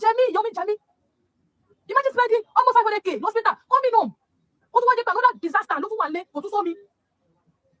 And you guys are happy about I don't care. I don't have any family members who I don't care about all these people. But they need to do the needful. They need to do the needful. Every time. They need to do the needful. People you want and if I go, oh, people no matter. Why not do me? Oh, the only battle why not you? Oh, your makumbe. So you pass my need that man. I want your help. I want to go. I'm going to wallet on the digital one. Pẹ̀lú truck here. So you Sunday, mama fish now you. Oh, you yellow fẹ́ kó máa ṣẹlẹ̀. So you no mark oni so mi kokon ní island mo. Oh, the battle di bẹ́ẹ̀. Show the battle di bẹ́ẹ̀. Governor Sanwo-Olu, you came out from this our hood. Please help us. Help us. We can't live without water. It's been years. Years in it. It's been years. And election time keep coming. People keep voting. And she anything full all over me. So the time when you're okay, there's no more water in Lagos Island.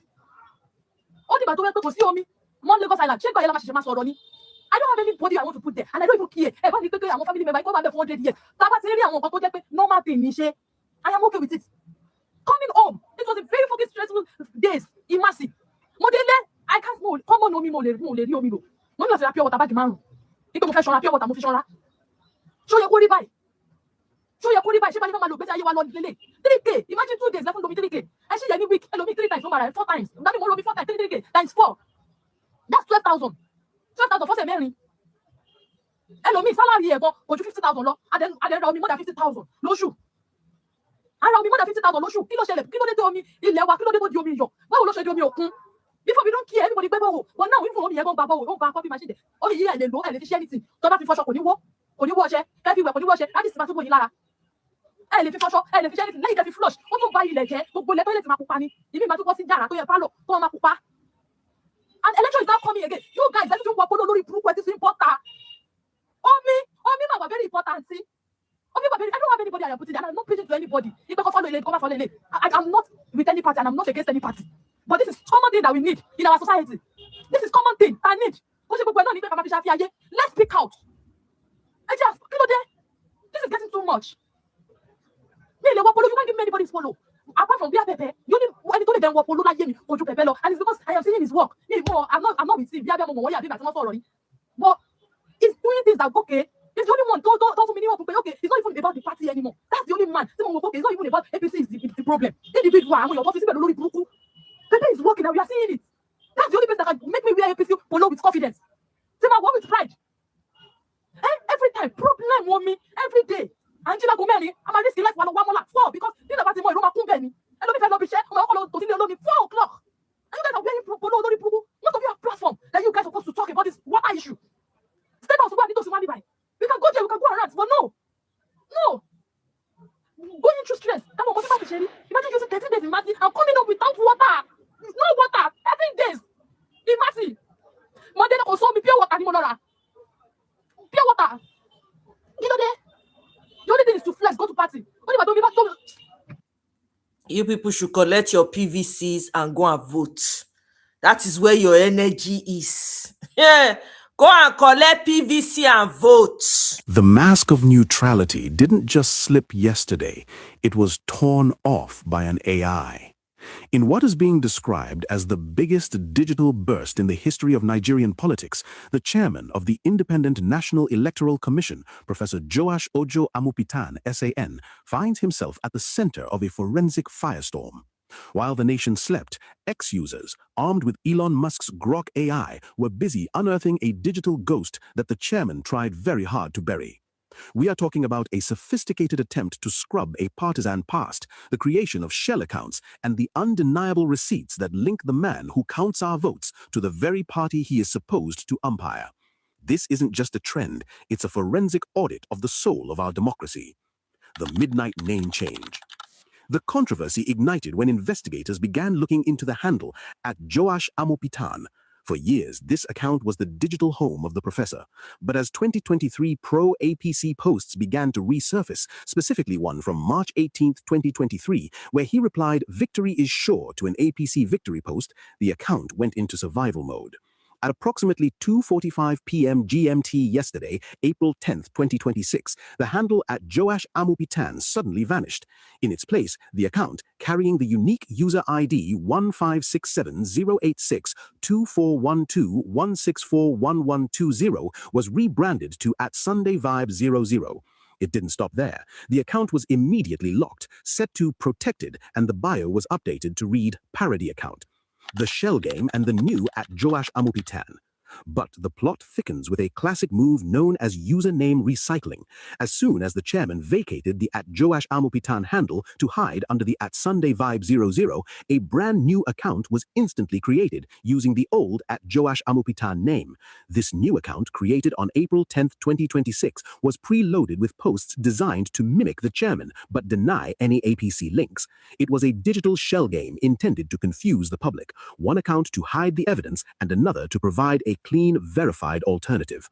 However, the metadata doesn't lie. Grok confirmed that the original user ID, the one with the "Victory is sure" receipts, is the one now hiding behind @SundayVibe00. The "Victory is sure" receipt. Let's look at the smoking gun. On March 18, 2023, during the heat of the elections, Dayo Israel, a prominent APC figure, posted about winning 7 of the 10 polling units in an Igbo-dominated community. The response from @Joash Amupitan was short, sharp, and devastatingly partisan. Victory is sure. In the world of an INEC chairman, there is no room for sure victories for any side. This post wasn't just an opinion, it was an identification with a specific political cause. When ex-users began tagging the chairman and major opposition figures like Peter Obi and Atiku Abubakar in these screenshots, the panicked scrubbing began. The forensic AI war. What makes this different from previous scandals is the use of Grok. For the first time, an AI with real-time access to the X database was used as a digital witness. When asked directly about the relationship between @Josham Amopitan and @SundayVibe00, the AI didn't hesitate. It linked the accounts via their internal ID, tracked the timestamp of the name change, and even identified the chairman's official records at INECNigeria.org as a match for the biodata. The chairman wasn't just fighting aprocos on the timeline, he was fighting an algorithm that remembers everything. The missed angle. Can an umpire have a partisan past? Now let's ask the hard questions that others are missing. Is it possible for a man to have a partisan past and still be a neutral chairman? In a vacuum, perhaps, but in a country where the umpire is the final line of defense for the will of the people, the appearance of neutrality is as important as neutrality itself. If the chairman felt his past views were innocent, why the frantic name change? Why the parody label? Why the creation of a replacement account on April 10th to muddy the waters? Secrecy is the brother of guilt, and in this case, the secrecy was automated. The institution in the crosshairs. This isn't just about Professor Amopitan, it's about the office. He was sworn in on October 23, 2025, succeeding Mahmoud Yakubu with a promise of integrity beyond reproach. But how can that integrity stand when the digital footprint shows a man cheering for one team while wearing the referee's jersey? If we cannot trust the chairman to own his past, how can we trust him to secure our future? The X-War has proven that the Nigerian electorate is now digitally literate, forensics capable, and unwilling to accept a scrubbed version of the truth.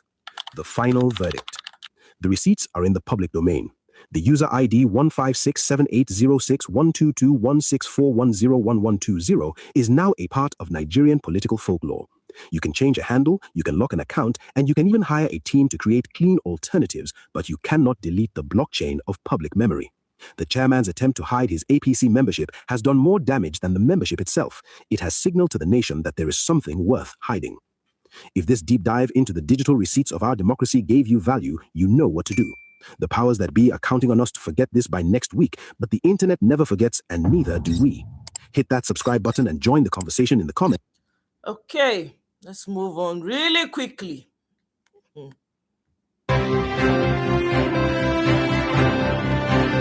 So the ADC convention is still holding. They threaten them, but some more we move regardless. All right. So okay, let's take a quick. No, this is not time for this. There's no time for this comedy right now. I like this one. In the whole world. My parents are the best parents in the whole world. Snap it. Chakam. Your parents is the best parents, right? So whose parents were standing in central London singing, "On your mom did we shine on"?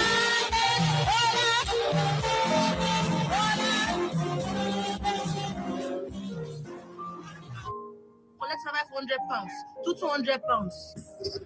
My parents are the best parents in the world. They should please help us answer whose parents were those. My parents are the best. Who's those? Collecting £500 to £200. Whose parents? Meanwhile, police, the pensioners, they protest for their pension. Say they no go gree, Wuru pension. We no go gree. I never see anything. Because they're a criminal person. So INEC, they behave like criminal. Yep. Because they're a criminal person, but they do the thing we court say make them not do. So talking about our option, no one. We say we don't go court.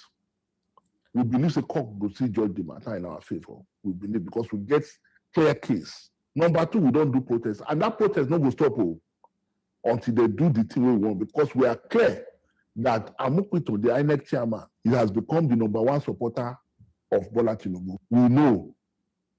I get evidence. We will send them to you if you want. The evidence. I'm going to show you now. Where after the 2023 election, Amopitan post say victory is assured.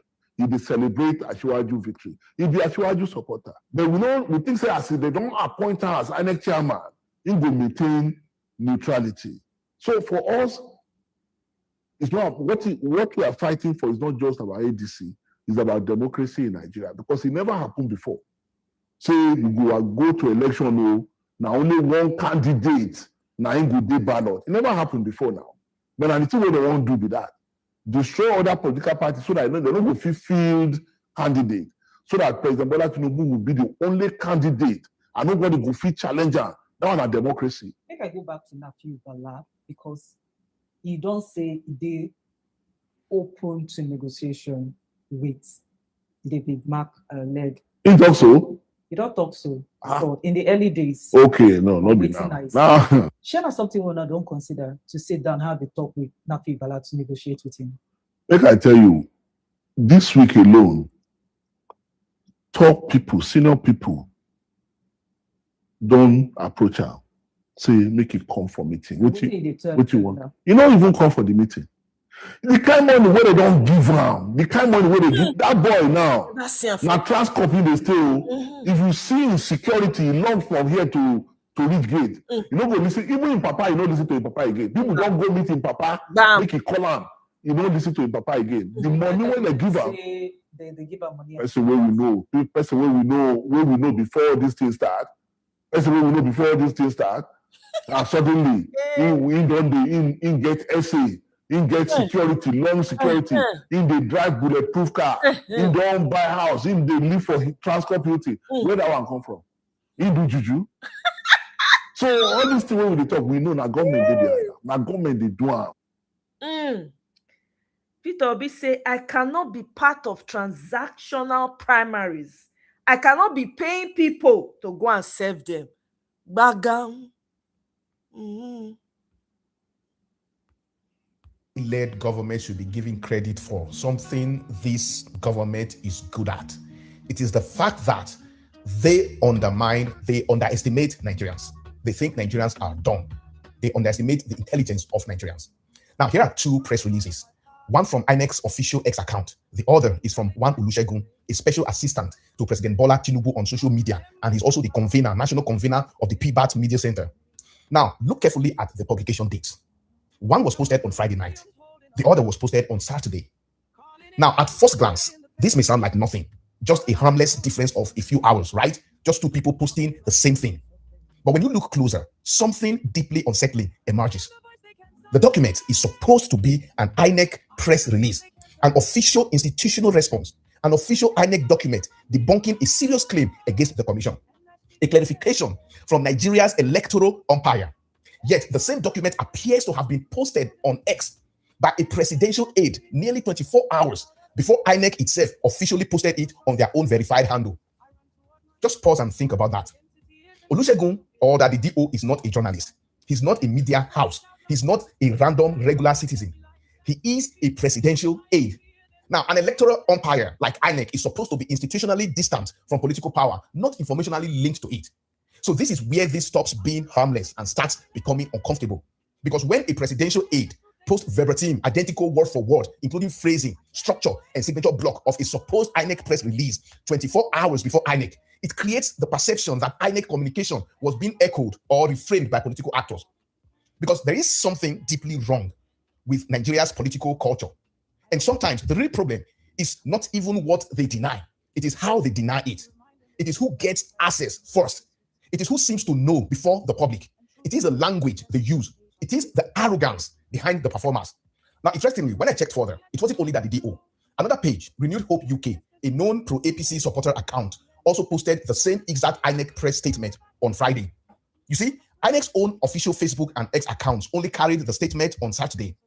So the official denial from an independent electoral body was first released and circulated by the presidency social media team and ruling party supporters page almost 24 hours before the commission itself made it public on its verified channels.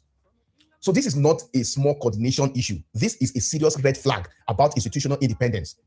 Now, I know a lot of Nigerians have been talking for days now about the alleged X account linked to the INEC chairman, Amokpita, right? Now, let me make this clear from the beginning. I'm not going to be making any categorical claim about that account itself because I know a lot of Nigerians have investigated it, although I have not independently investigated that matter. But there is another issue here, and that issue is serious enough on its own. I want us to start asking this simple question. Why would a presidential aide appear to post an INEC press statement before INEC itself officially posted it? Why is Tinubu's SA speaking for INEC? Because this is the presidency speaking for INEC before INEC could speak for itself. This is the issue. Not gossip, not speculation, not partisan noise. That is an issue. INEC is constitutionally designed to be independent. But this sequence tells a different story entirely.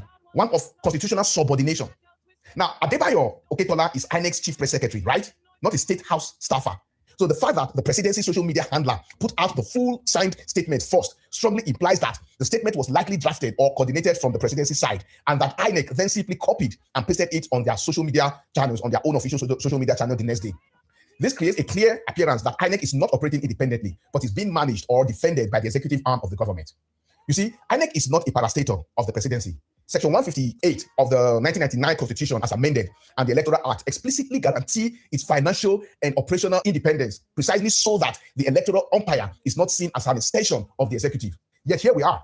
The very office that should be arm's length from the president's media team is letting that same team draft, timestamp, and drop its official denial first. Honestly, the optics are devastating, and the message to every Nigerian is unmistakable. When INEC is under pressure, it runs to the presidency for cover, and the presidency is happy to provide it. So now think carefully. Let us think carefully. INEC is not a party office, right? INEC is not a campaign council. INEC is not a media arm of the presidency. INEC is supposed to be an independent electoral umpire. And independence is not just about what you are. It is also about what you look like. It is about what the public can reasonably trust. It is about whether your conduct inspires confidence or suspicion. And that is the problem. That is why I keep saying that in Nigeria, the real scandal is often hidden inside what people try to dismiss as normal. Even more disturbing is the tone of this joint statement, the language of the statement itself. Instead of calm, evidence-based clarification, the document chooses belligerence. Seriously, this is not communication. This is intimidation, threats, grandstanding, institutional chest beating. Just look at the wordings. Just look at the wordings. They say they will not fold their arms while the character of their leadership is being assassinated. They talk about security agencies, cyber intelligence, prosecution, deterrence, right? Now, pause. Why does an electoral commission sound like an aggrieved political war room? Why does an institution that should calmly reassure the public, why does that institution sound emotionally wounded and openly combative? You see, that tone matters. Because public institutions, especially ones as sensitive as INEC, should understand the difference between clarification and intimidation. INEC is not just denying, it is framing criticism as an attack on neutrality. And that is dangerous, because once state-linked institutions begin responding to public doubt with threats instead of transparency, they are no longer trying to build trust. They are trying to suppress discomfort. That is a different thing entirely, and Nigerians should pay attention to that. Because we are in a country where citizens already have reasons to be suspicious of institutions. Trust is already fragile. The electoral environment is already tense. The credibility deficit is already there. So if people are concerned, the answer is not to puff up your chest and start threatening cybercrime charges like a wounded emperor. The answer is to behave in a way that reassures the public.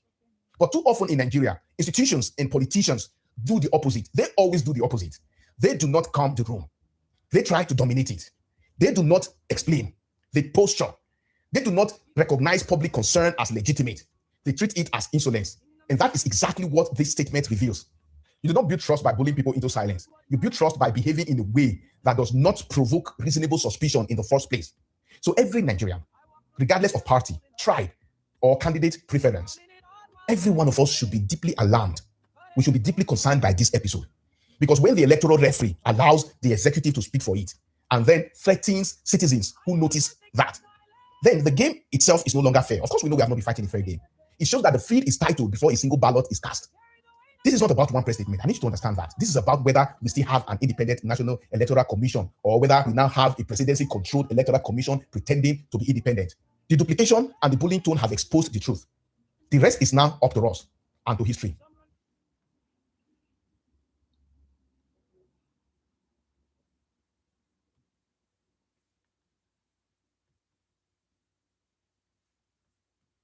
April 13th, 2025, 9 a.m. on the dot, Professor Joash Omobiton do not tender his resignation from the office of the chairman of the Independent National Electoral Commission, INEC.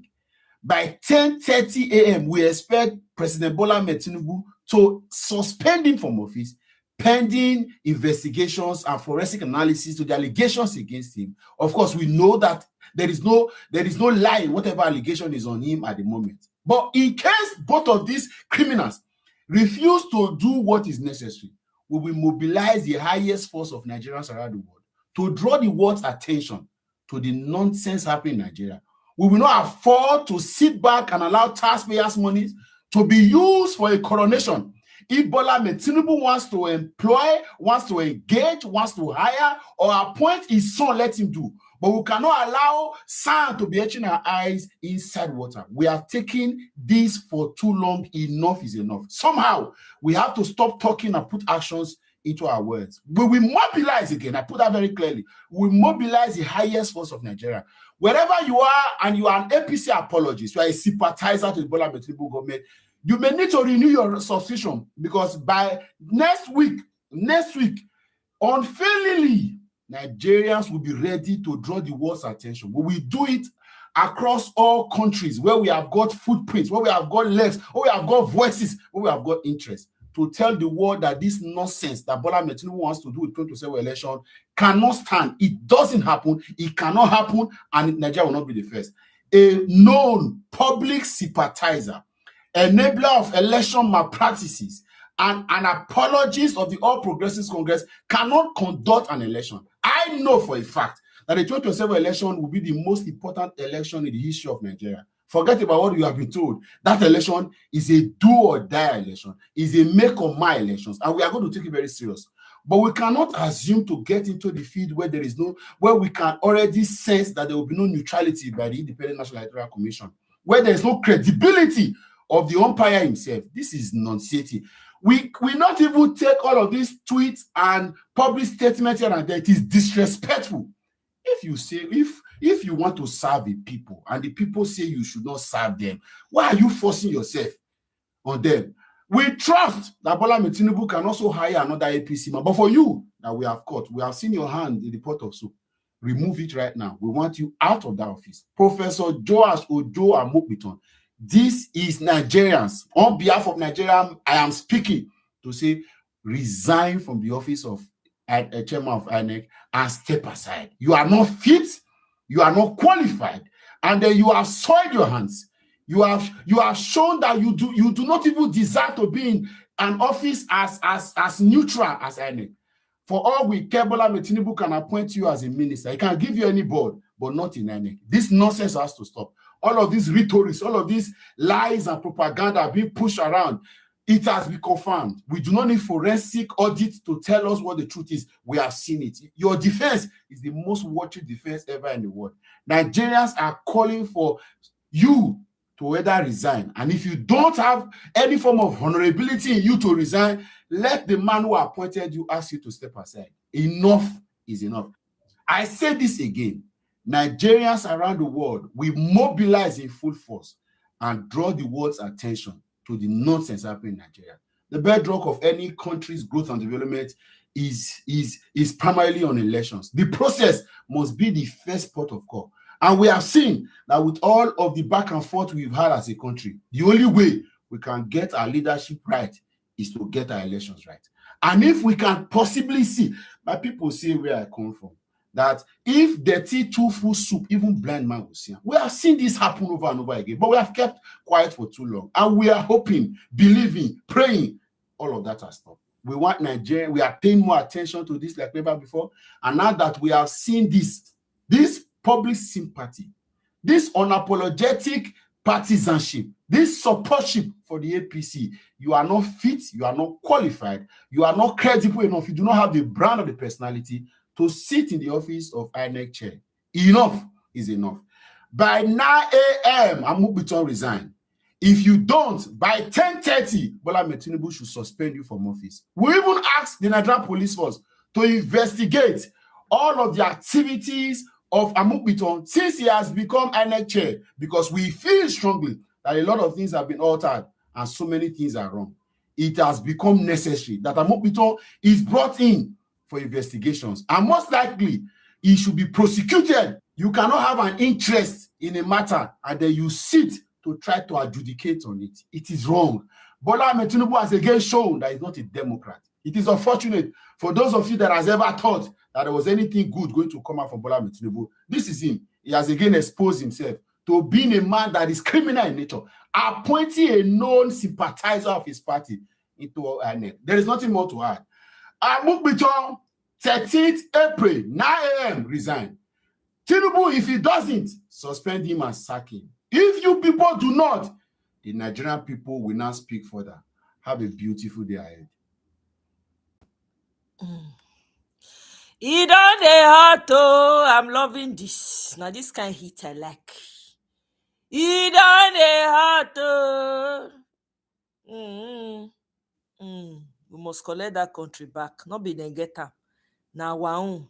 We follow get am together. Ole, kasam, rubber. Nigerians, this one sweet me. They're not they believe their eyes. When Nigerians say they turn up there, wait till they worry you. This generation, how you want to play. Ojo, Joash, and Mukuton.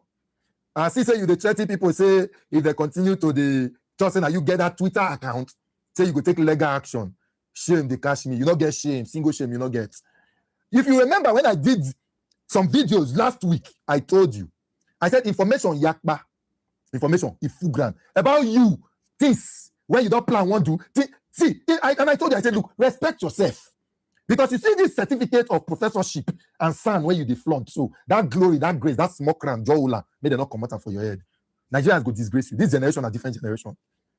Information is full ground. And if you want to begin a chat, say, oh, it's not you, it's not that. You know what? Grok, you see that app? They go use you to shine. And they will further prove to the world, say, their information, they right, now standard information. So behave yourself. Because they are still talking, all of us, we go to tag Grok, we go call them out to further show us, say now you get them. And they go release all your data, your full phone number, your email address. If you say a lie, carry anybody. Carry anybody, go court. And we will take whatever lawyers they call them to make Grok release those informations. Because that means you are saying that as an app, an application, an AI-built application in this generation, you they say AI they lie, say they not the work, say the Grok too not the work. And so they go who happy to give out every information to rubbish you because they will make more money. The world will trust them more. So challenge it, that is not you, and see what will happen. The world will trust them more. They go bring all your information. Where you sit down, open that Twitter account, they go bring them. All the places you don't they tweet, they go bring them. Your location, the world will trust Grok more. If you challenge, say not be you get them. That means you are saying that the information gotten from that Grok, saying a wrong information. They go use it to do advert. They'll rubbish you 2 seconds. And Mukuton, they'll rubbish you.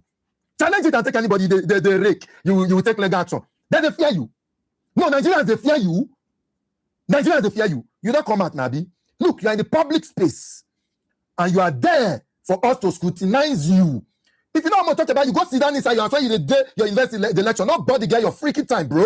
Go back. We will not send you. But if you come out in this space, public space, we'll go look out for you. Left, right, back, front, center, everywhere. You have no secret in this space. How do you want to be a judge in your own case? It is clear everywhere. You are once either a sympathizer, a member of APC. Yes, you are. Yes, I'm between you are. You are. You are. You are. Carry people go court. Who you the threat will be like small picky for your eye. I don't understand though. Yeah, you will take legal action. Resign, Oga. We say we're not comfortable with you. Resign. It's as simple as that. We are not comfortable with you, not by force. Resign. You cannot be a judge in your own case. You cannot. They don't cash you your phone number, the email address, everything enter synchronized. You the rake. Who you the rake for? Who you the rake for? Wofia Malufia Kaka. Where did they bring that one? Everybody now for the country go to 30 person. As per which level? Who you be? When men were men, where were you? Amukbito, not be by age. When men were men, where were you? Nonsense. Nigeria is not quiet for too long. You want to take us for a ride? We say we are tired. It is time. We want to be responsible for who rules us, for who leads us, for who take charge and control of our lives. And you are saying you want to do it with force. Resign. And the president of the Federal Republic of Nigeria must listen to the cries of Nigerians. Forget all those ones that they go higher pro-protesters. It will not work. And I've said it here. Whatever that is, you cannot in 2027 be the INEC chairman. You cannot. Your personality is questionable already. Who you be, your role is questionable already. Victory is sure. Victory is sure. You've delivered for APC, Abi? And that's why you are here, to continue to deliver. We don't have a problem with election. Let's go into the election circle. Go to the polling units. Let's vote. Let the vote count. It's just a normal thing. That is happening everywhere in the world. Who win, no problem. but that will continue to sit and allow people rig themselves into power. It's a no. And guess what? You see this tsunami here? It go clear people, no worry. Governors go. Senators go. House of Rep members go. Nigerians just want to prove a point that now we know that the power belongs to the people. We now know. Unlike before, we just not care. Now we know and we care. Now we know. We know. It shock you. Now we know. It shock Onabi.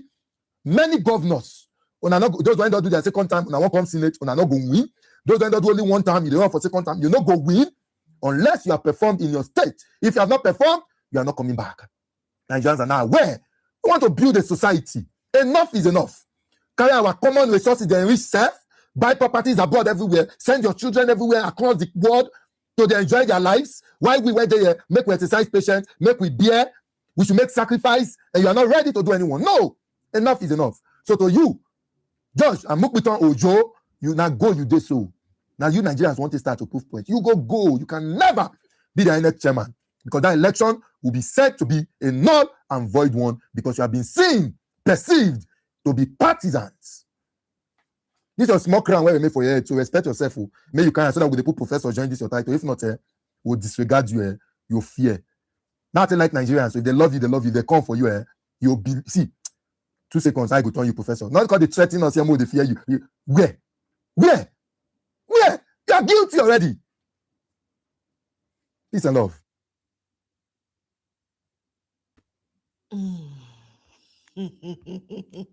Yay! See protests now. People fall out that they demand for him to get the hell out of the office. We'll see. We'll keep an eye on it. See.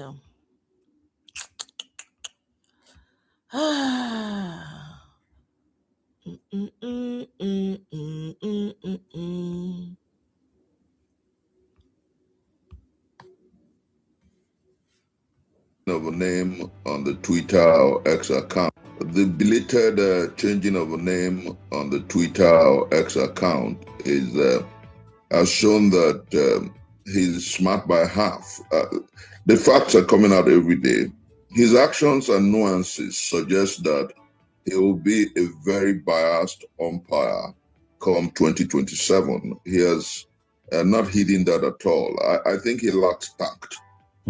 We have seen INEC chairman who, as it were, pandered to the tendencies of the appointing agencies, by extension, the president. We have seen how Maurice Iwu conducted his elections, how Jega conducted the elections that he superintended. We've seen how Mahmoud did, but almost always they had tact.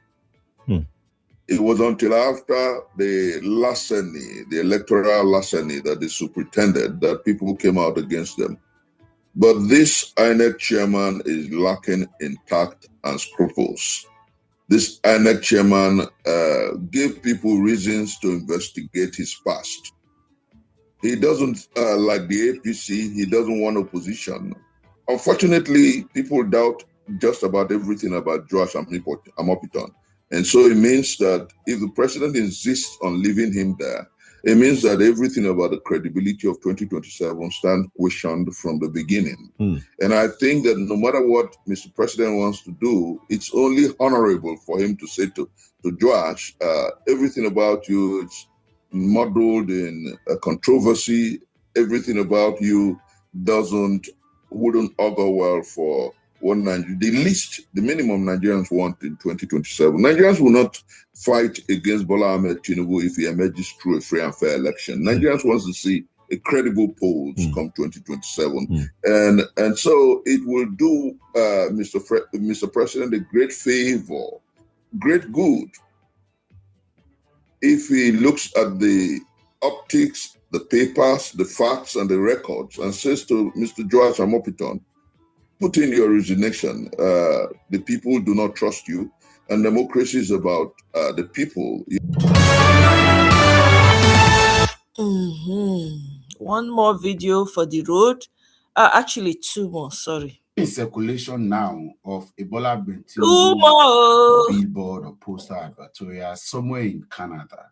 So before I address that video, there is something I saw on the internet. There's a video I saw on the internet, and it's of a young lady perfectly capturing the situation of the Nigerian state. And it's something that I think we should see. So when we've seen this video, we will now address this video and the Canada advertorial. Now, there is a constant pattern I've noticed whenever the President Tinubu addresses the Nigerian citizens.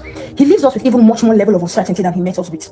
And if this is not a metric to measure an epitome of incompetence, I don't know what is. Now, this is what he does. He comes to you and he says, oh, I know you're suffering. I know you don't have food to eat. I wish there was something we can do, but there is not. He goes to the people in Jos. You do not have light in your airport. I have to fly back in 10 minutes. I wish we could help you.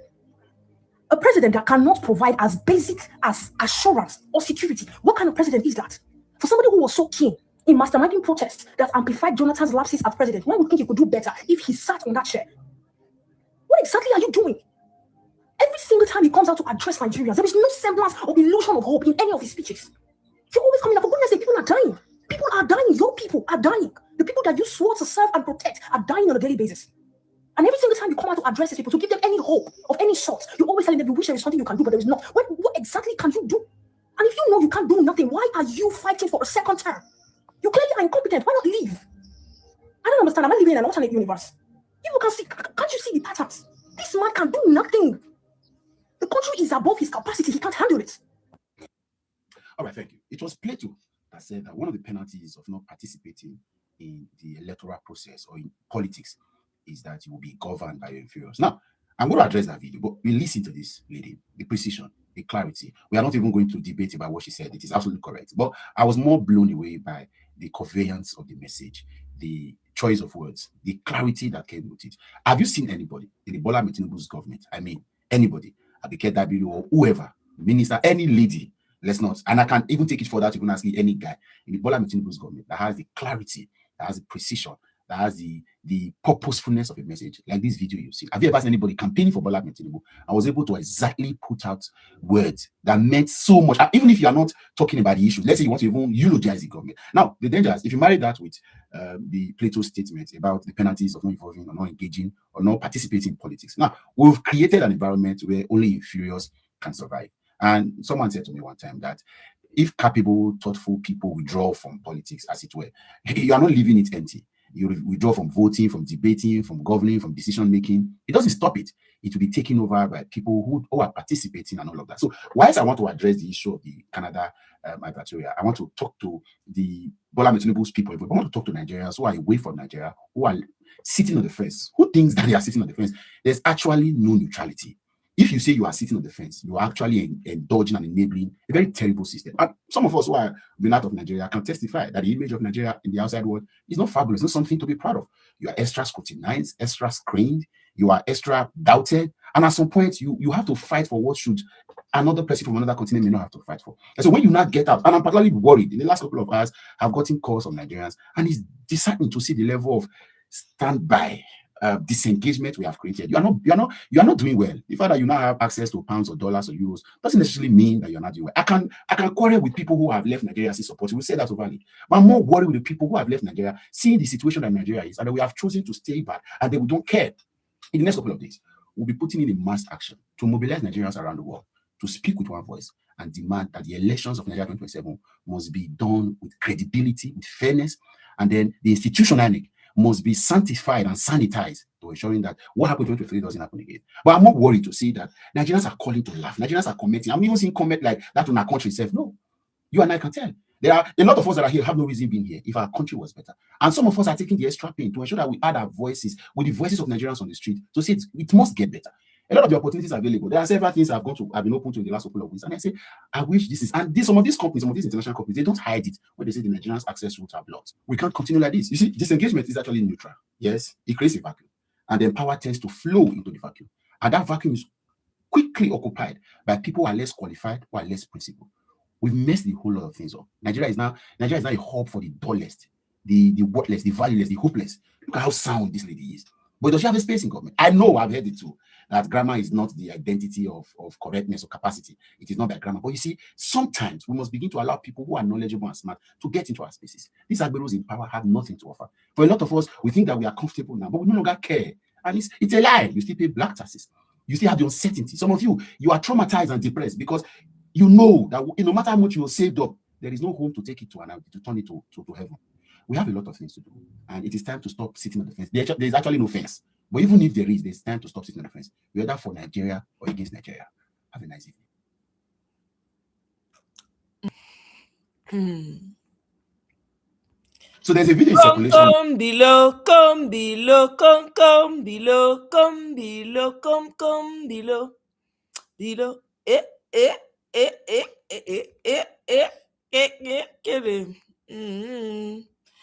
I have one more for the road. Whoa.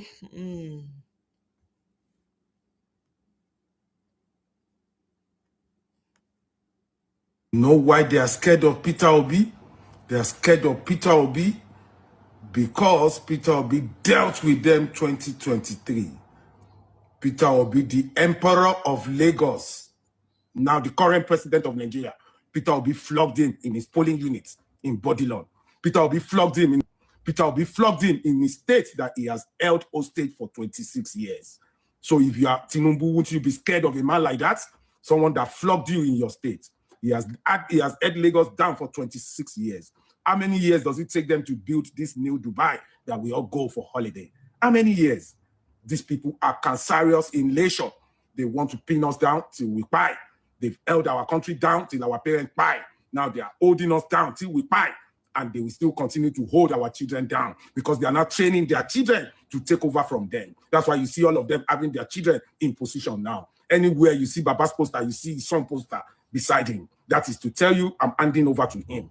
Look at other emperors, the junior emperors too. They are putting their children in position of authority.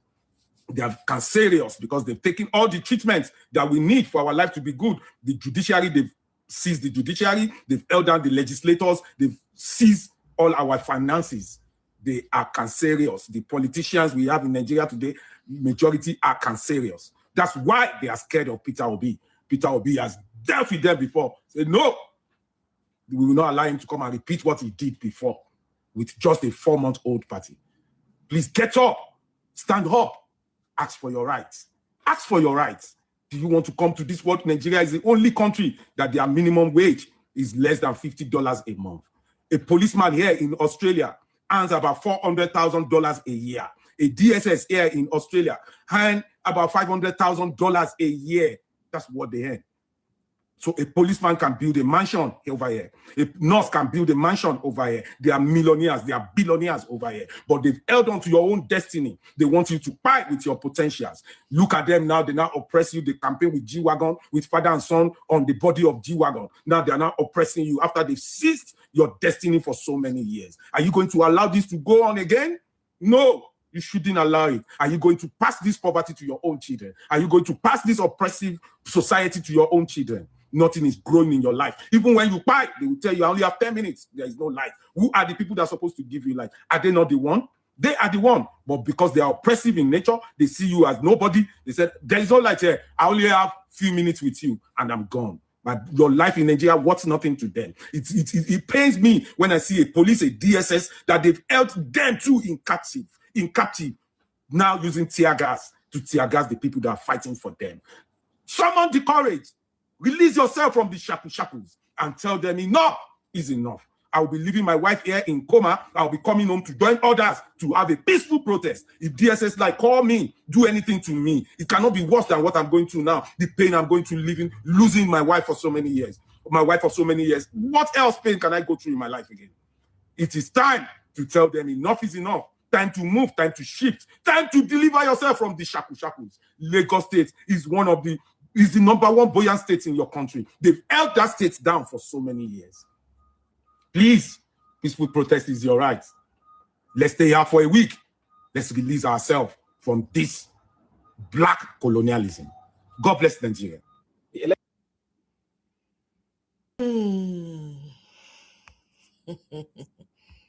All right. So here's this man.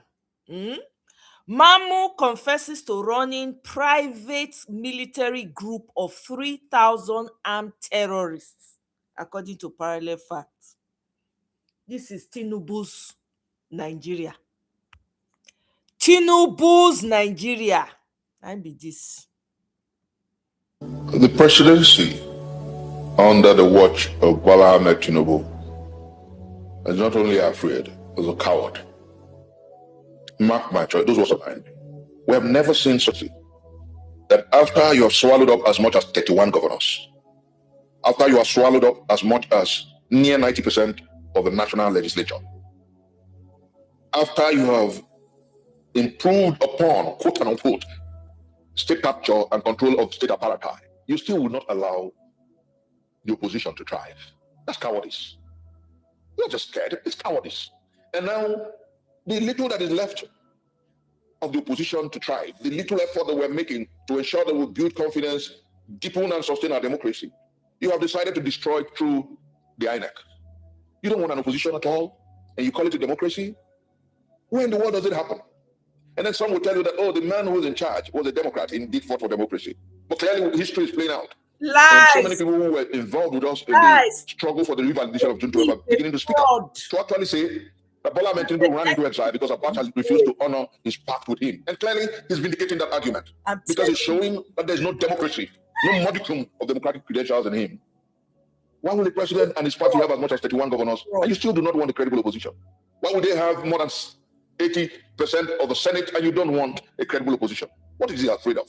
And I clearly say, because they have failed woefully, they do not want a vibrant opposition. But the Nigerian people are saying, it's beyond your partisan imbroglios. It's beyond your desire to destroy partisan opposition. We will resist you.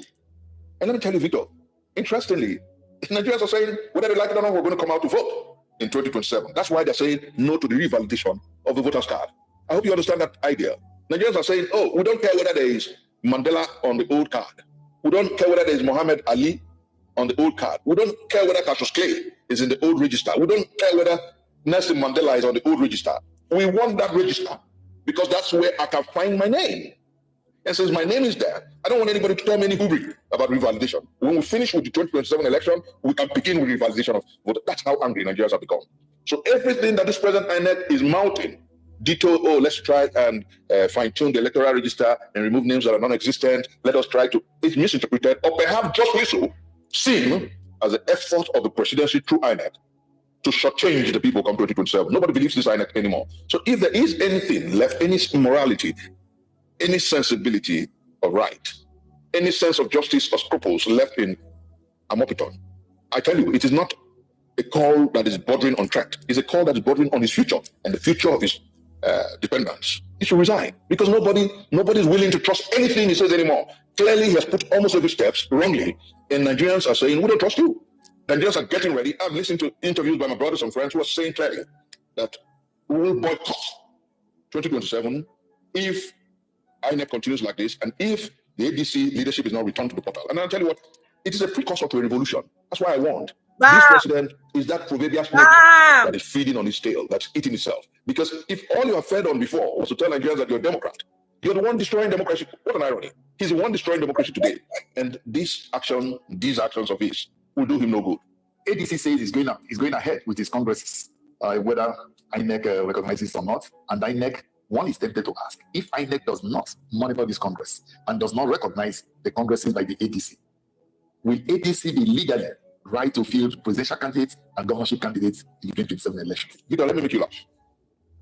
ADC threatened that it will go ahead with its conventions. INEC replies and says, do not make the mistake that the PDP or the APC made in Zamfara State. I'm telling you the script. I'm telling you. If you go ahead, we will not recognize you. We will not recognize your candidates. We will call the ADC non-existent with respect to the next election. That's it. So you see what it is.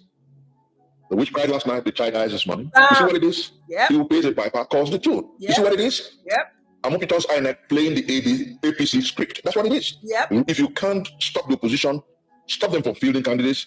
If you can't stop them from fielding candidates, when we return to the last leg, we'll rig absolutely. But I want to say clearly that when these scripts, or wherever they couch the scripts, don't they have people who can sit back and say, this is Nigeria, really. This is not Cameroon, where Biya will wake up and appoint his son vice president. This is not Mobutu Sese Seko's Zaire, where everywhere, not only will they sing the songs of sycophants, but before national news, they will play his song and show his picture. You know, this is a country where we're saying, stop singing on your mandate, we shall stand before state functions. So you can't conquer us. It is not possible. Those who are telling him that Victor, let me say clearly, if the 36 state governors go over to the APC, they still will not win 2027. That's the truth. Bring their best script writers and let them confront us. You'll find out that in the last election, when Bola Ahmed Tinubu was just a candidate, he wasn't the president. He hadn't failed so woefully. He hasn't lied consistently to Nigerians about our economy and borrowed more than Buhari. Yep. He hasn't told us how well they're doing on repairing infrastructure and Nigerians are sleeping on the roads. He hasn't told us about how he's fighting insecurity and more Nigerian lives are being killed by the day. He hasn't failed so woefully. 21 state governors in 2023, Victor, could not deliver their presidential candidates in this country. They couldn't. Even the state he governed for 8 years. They think they are the only Don't forget, ones this is that true have historicity. monopoly The state of of Lagos power. that he governed for 8 years and has held by the jugular since 1999. He lost to Peter Obi.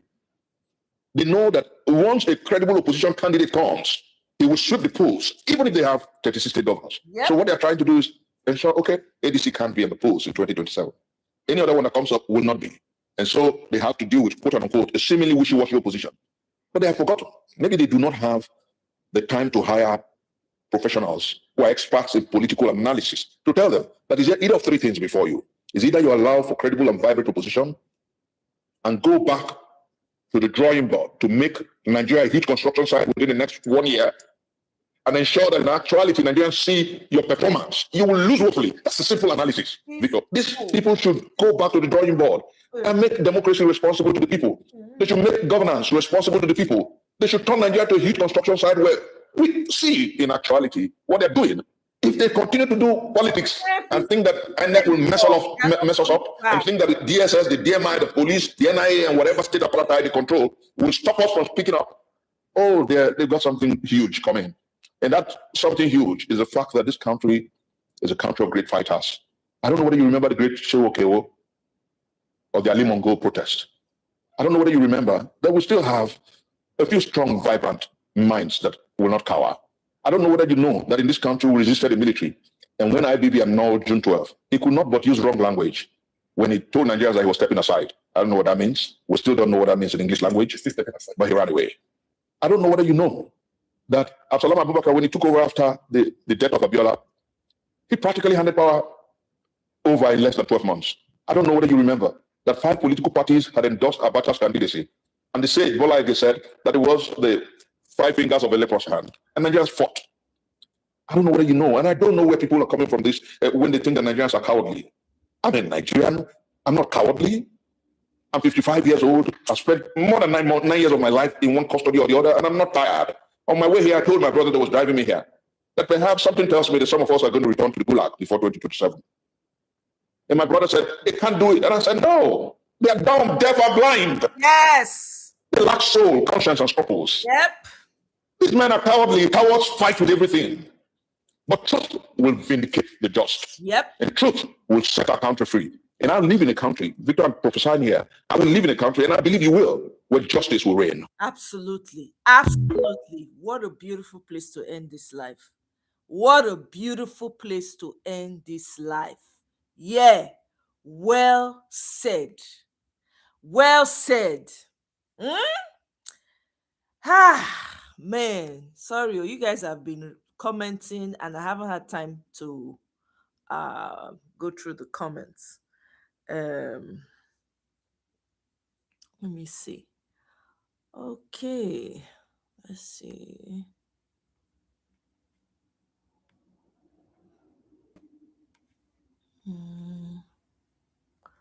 All right, my people. Now here we'll go leave for today.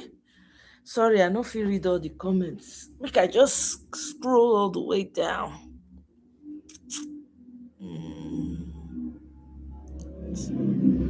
Somebody is spamming my comment section. Ade Williams, what is going on? I don't even feel make out what you they write. I beg. Now English you they write, I been another language. I can't even make out the first sentence.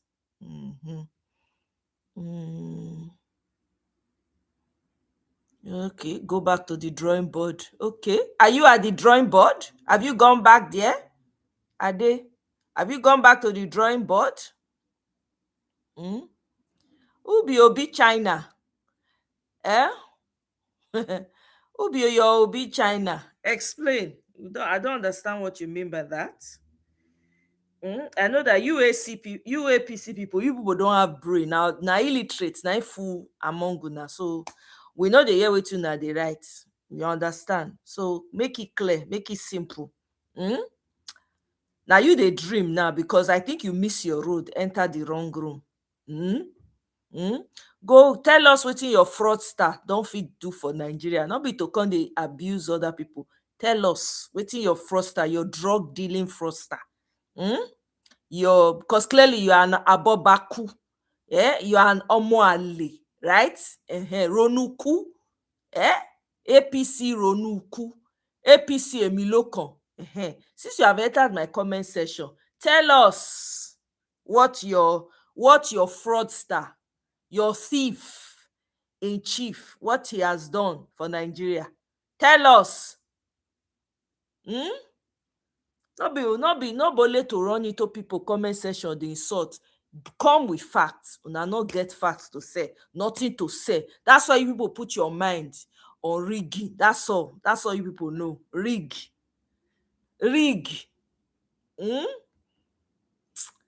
That's all you people know. Go and save your love and go and hug transformer with it. Okay? Instead of coming here, it is very convenient. You come here and be talking all around, talking round around, dancing around the issues. I better get the fuck out. Don't get time for now. You people are just full of shit. All you people do is steal, kill, and destroy, just like your thief in chief.